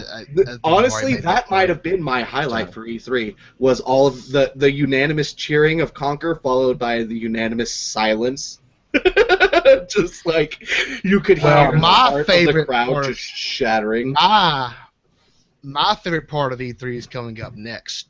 Oh yeah, I imagine it's And going to be the that last is- thing we talk about Nintendo, since it's the most excited thing. Yes. We're all just like so Easily the most innovative game of E3. It is actual gameplay innovation, and bravo to Nintendo. Splatoon is amazing.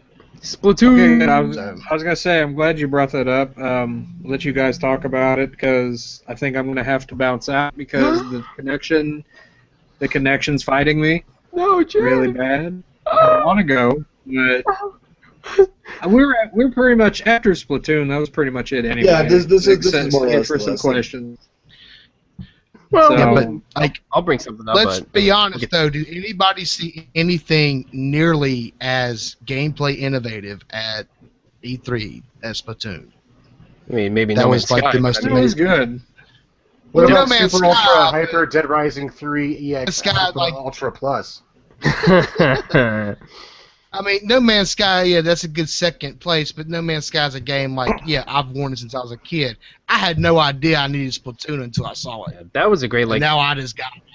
that was like their Yeah. new IP kind of thing. It's like this is the new game that people have been wanting us But to maybe. The way that the game works and the two different forms of the characters and filling in the ink and It looks all pretty the awesome. strategy is going to be involved. Like that's a killer game. Whenever that comes out, I'll definitely be considered because it's Love a fun squad-based multiplayer. combat. Yeah, and Love it's squad games and there's so just no much. telling what people are going to be doing. Like I guess what I'm trying to say, if you're watching this and somehow haven't seen the Splatoon like trailers, like I'm saying it wrong, I know Splatoon, but No, it's Splatoon. watch it. Just watch it. Just watch. Yeah. It's just Okay. amazing. Here's what I will describe it real quick in a nutshell for everybody. So it's, from what I can tell from what they show, it's 4v4 squad-based combat in a completely boring urban battlefield where everybody plays as half squids, half humans with ink guns.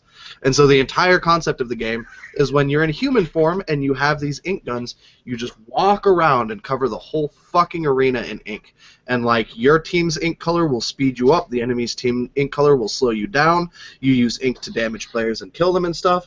But then you fucking switch into the squid, and you can like portal your ass around the ink. You can like swim up vertical surfaces, you can hide in the ink, you can fucking jump out behind people. It looks amazing. It looks so fast paced and so fun. Like it looks fun. It's so weird to see a game at E3 where they show actual gameplay footage and it just looks just so fun. Just And so it's by Nintendo. I mean, I didn't expect this. I totally did not expect It's definitely a game. It's definitely a game that the console could really have used too, because there wasn't really any type of like.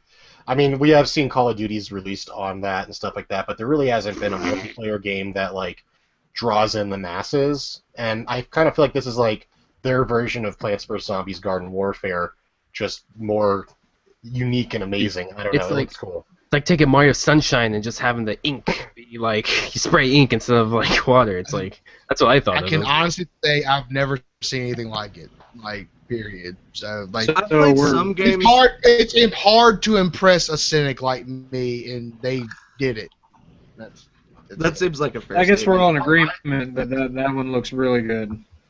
Yeah, but I would honestly, if I were to give a single game best in show, in my opinion, I would probably give it to that. yes, Just because it's I from agree Nintendo, 100%. from Nintendo, new IP, never seen it, looks fun, doesn't look like it's been done before. So, Alright. so, Yeah, so that's so it. excited for the game. Like I agree. Like it is definitely the number one game that. Like that is Yeah, the game best in I'm most excited show, for for sure. the E3. Pretty far and away. Like Well, it's number one. Yeah. I guess there's a bunch of indie games that they showed that weren't exactly in the press conferences, like they showed Star Citizen and shit like that. But like out of the conferences, yeah, Squid Game, Yep. 2014. But we're kind of Big Mama Looper.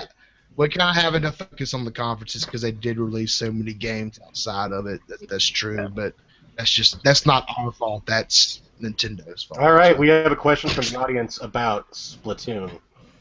Oh, What wait, if Splatoon will be a multiplayer arena exclusive game? Will Nintendo somehow have to figure out how to also add a single-player / story mission mode to this game? See, Sure, that's a they'll have really it. interesting concept because I don't like multiplayer only games. It was one of my big problems with Titanfall, especially since Titanfall tried to have a fucking campaign mode, you know what I'm saying? But I don't honestly know if a game like Splatoon really needs a single player mode. I mean, look at Team Fortress 2.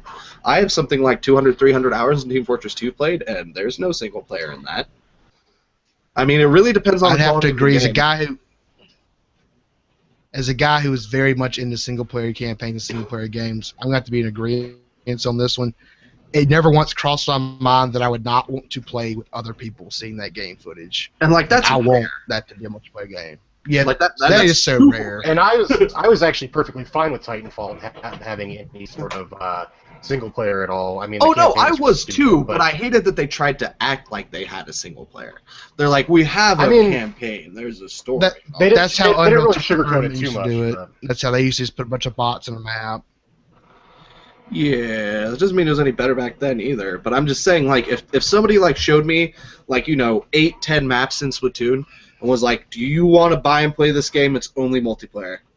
Very good chance I would throw my wallet at them, just because it seriously looks like so much fun. I just want the mechanics and gameplay to be as smooth as it looks, because I agree. It looks amazing. It really does. And I'm not even talking about the art style or the colors or the level design. Like, just being able to jump from one side of the map to the other and pop in and out of paint and, like, sneak attack people, help your allies, be, like, surfing along in paint and some asshole lays their paint down and you just stop dead in your tracks. Yeah, like, I see. It looks so good. And it's such a novel concept. Like, it's ink. It's not some, like, hyper-sexualized, hyper-violent, cover-based, fuck ever. It's a squid cartoon shooter. Fucking give it to me already. But I agree. But to go back, I think it's an interesting idea. Like, what would a single player with an IP like this look like? It could be interesting too. Like, they could do some interesting puzzle type stuff with this mechanic. If they didn't do it right, it would just be playing AI with a plot wrapped around. Yeah, that's That's not the right way to do it. I think unfortunately that is probably what you will get with that game. If they box single player, they would probably do it like that. I could see a viable campaign mode, and that's actually a really interesting concept too, because if you wanted to, with the gameplay mechanics and like the core concepts of this game, you could totally make a game that was an entirely action-based multiplayer, but an entirely puzzle-based single player. Or co-op single player. Yeah, that's kind of what I was do that with this game. game. Like, that would be sick. It's got the kind of mechanics to do that. Like, no, I'm with you. We're there. It's like dude. It's like the Portal 2 campaign or co-op. It's like the God that ruins friendships. I bet. That does. Let me tell you from experience. That's what the Portal 2 co-op does. Guys, we have gone through some games tonight. Well, hold on. Yes, we have. Before we end it, there are two quick things from Nintendo want to mention. Star Fox. Well, I would. Right before that, I didn't mention it. I think Tom mentioned that. Yeah. Yeah, I would. I didn't mention Star Fox because it was literally just Miyamoto going, "I'm playing the game, goodbye," and that was There's going to be a new one. It's finally here, but I wanted to get this out of the way because it's, I don't know, it's weird ending on this, but during like also, I was gonna say real quick, I get disconnected again. Goodbye, everybody. Oh. Or I'll see you next time type deal. So always good being Later, with Jay. Later, Jay. I love you. Tear. But yes, Nico, please continue. I don't know. I just wanted to mention this because so during like the Amiibo thing, or like whether games are compatible, apparently confirmed Mario Party 10 is coming. And you know me, or if you know me, I would love a Mario Party. See, fuck okay, anybody I do who too. hated 9. Fuck all of you. I love 9 so much. It's probably my favorite. Okay, really? But I Because think that was the exact argument I was gonna make. Is I love the Mario Party games, but I fucking hated 9. How dare you? Let's share you. a car bullshit. Oh my! Okay, sure. That may have not been the best like new idea they could have done, but it was new. It was something different. But I wasn't looking for anything new with Mario Party. It's fucking Mario Party. I'm looking to select Luigi and put my controller down and win the game. Because it's Mario Party. And that's how it works. Like, don't get me wrong, I'm not saying 9 was bad, but I definitely feel like you could make the argument it was one of the, if not the weakest installment in this series. I would say 8 is the weakest. 8 is just... Okay, 8 was pretty garbage. Who the fuck cares about Cowboys? I'll give you that. It was pretty bad. I used to really like Advance on the Game Boy Advance, but then after really seeing it, it's just... Advance was just... I actually liked it whatever. on the Advance, but the main reason I liked it on the Advance is because it's one of the single cart games. Well, yeah. The download and plays, and I thought that was great. The fact that I could actually like play Mario Party on the go with like 4 people. I thought yeah. I don't know. I'd never had anybody play, so maybe that was my problem. But I'll play with you, Nico. Okay. But and I don't mean to fuck you to you because you kind of disliked 8, 9. I really did love 9. I think it had the best minigames of I will the series. admit the minigame selections were really well done, but I also hated. With the exception of the actual 2 Mario Galaxy games, like Future Mario, like Mario on like space sleds and shit, bothers the fuck out of me. I don't get it. And it's weird because I really enjoy both of the Mario Galaxy games. I think they're both really well designed. Love the level design, love the mechanics. But, like, I'm okay with Mario playing golf. I'm okay with Mario racing karts underwater. I'm okay with him being a professional soccer player. I don't like Mario in space. I don't know what it is. So you're not a fan of the Galaxy games then? Well, except I am. That's what I don't get. It's mainly because they're just really well made. But just like do you know the one game I'm talking about, Nico? It was that one mini game in 9 where it's like two teams. It's like 2-person space toboggans, and you're like coming down the chute where you're like dodging shit and going around and like. Oh yeah. I fucking hated that game. Every single time I got that game, it just made me just want to walk away. It was just like, this is the stupidest thing. What the fuck is Mario doing? Why is he, like, orbiting, deploying from space? Is he dropping into, like, is he playing Planet Side 2? Is that what's happening with Mario right now? Is he Master Chief? Like, what the fuck was that game? I don't know. Just a mini game. I don't know, man. I didn't. But admittingly, most of the games in it were really solid. I didn't really like the board design either. I think my favorite Mario Party is probably 2. I think I've only played the N64 one. I did think that the Nintendo released that information at the proper time. Mario Party 10 is not like you expect a game like that to be released, so I'm glad they didn't put it in the direct event. It's not going to move systems really either, I don't think. No, it's just going to be another good old game to be angry at your friends. Yeah.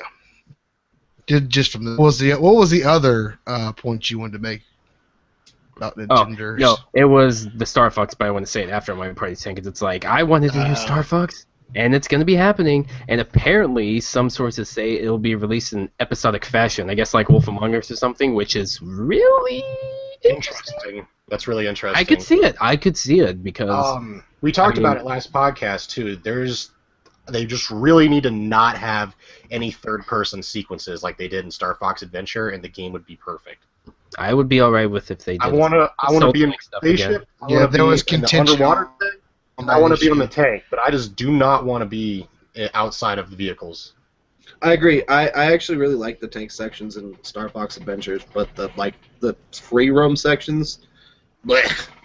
Yeah, well, I mean, ever since that, I mean, that was because they were just given to other people. Rare did Adventures, Namco did Assault, and I think somebody else did Command on DS. But apparently, if Nintendo is actually doing the Wii version, it'll probably just be good old-fashioned Star Fox. Looks like Miyamoto's backing it, considering he was the one that was like showing it and everything. Yeah, I thought it was Miyamoto's, and maybe I'm wrong here. It felt like Miyamoto had a much more impactful hand in this E3 than last year's.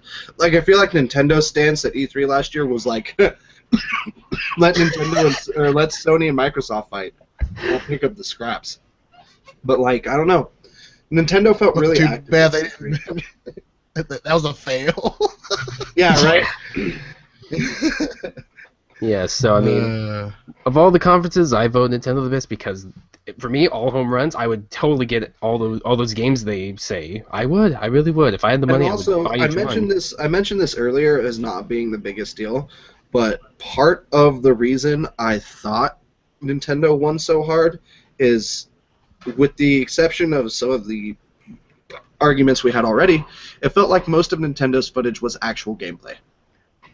Which, like I said, I don't think is necessary at something like E3. I really don't. But as a gamer, that appeals to me. I like seeing something tangible, you know what I mean? I think that's honestly part of, like, I was kind of on the fence about Sunset Overdrive, but, like, actually watching it played made me really excited for the game.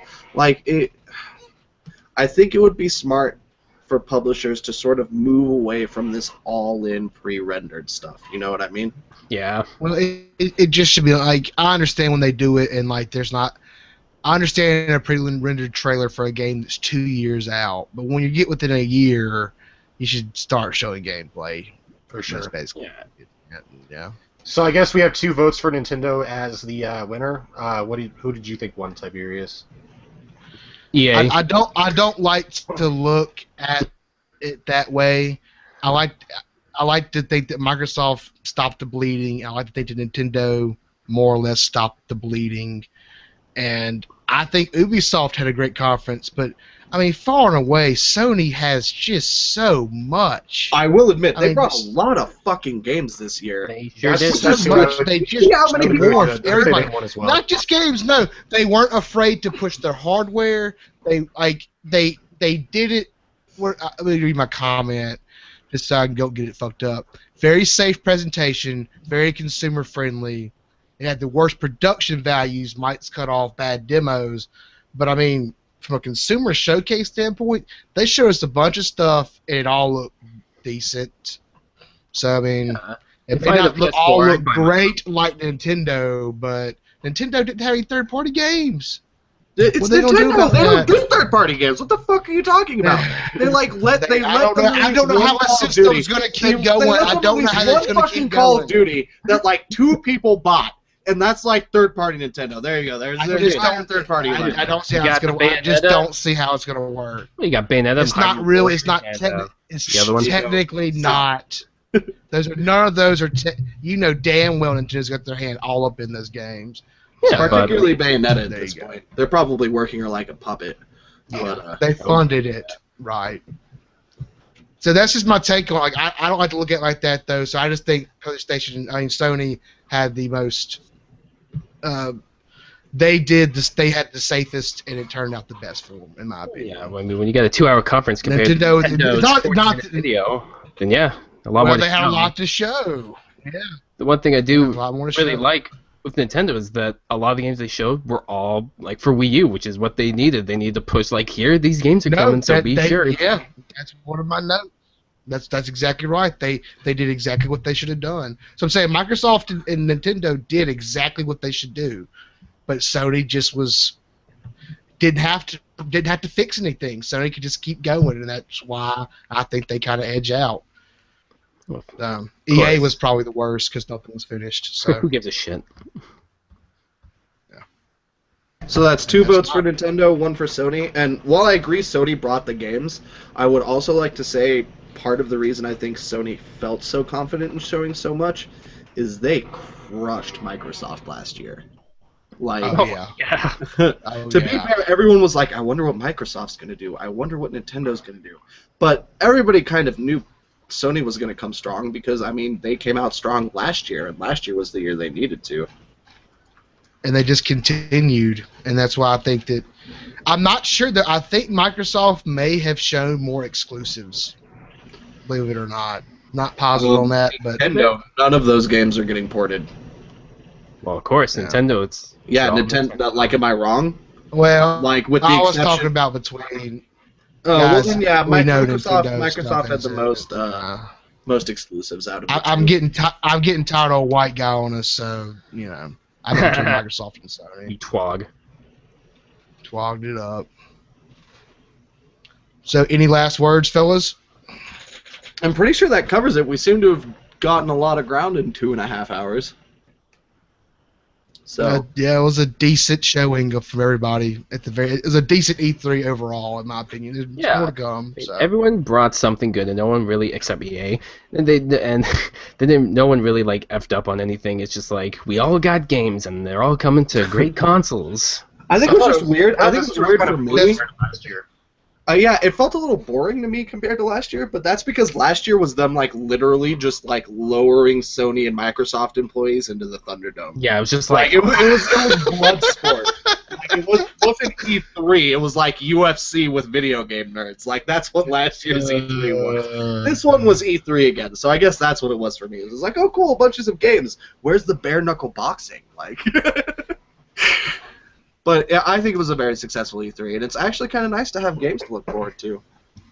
Yeah. lots of games.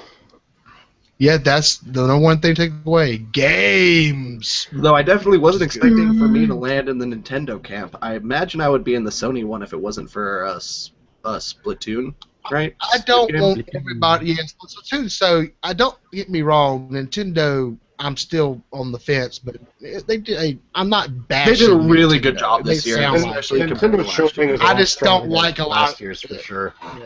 Yeah, like please don't get me wrong about that. Like Nintendo did well, but Oh it yeah. just needs to be more. They gotta do more. I think you're right. I think they everything they you gotta said get about their Sony is totally right. system's fucked, I think. Hashtag Yeah, Microsoft. they need to get that third-party support back. Microsoft is in bad shape. They are Period. not having a good time. It's dead, Jim. Like, It's dead. Pulled the plug. All right, who wants to sign us off? Yeah, I'll do it. So yeah, thanks for tuning in, everyone. This has been the second episode of the Multitapped Gaming Podcast, and we should be doing more soon. We'll have rotating guests from the Multitapped group. Sometimes we'll do more on retro. Sometimes we'll do some more modern stuff. Maybe we'll just dive into like one game super deep some months. We'll see. oh, I'm sure there'll be a Final Fantasy podcast. There'll be a Rhythm that Heaven was one that was podcast. planned for a while. That's something that everyone gets super opinionated about. Yeah, you can actually just leave me out of it. So yeah, pretty soon we'll post up when the schedule will actually be for these podcasts. We'll probably try and get it onto some kind of regular schedule since we're doing these live, but with this many people and everyone has different schedules, might not be as possible as we hope. But anyways, thanks for watching, and just keep an eye out on Twitter at the at Multitapped, and we'll announce when there's another one. Hey, be safe, thanks everyone. for watching, guys. Yeah, thanks a lot. Thanks for watching and thanks for listening, guys. Hope you enjoyed. You keep coming, I'll keep wearing this coat. Damn right.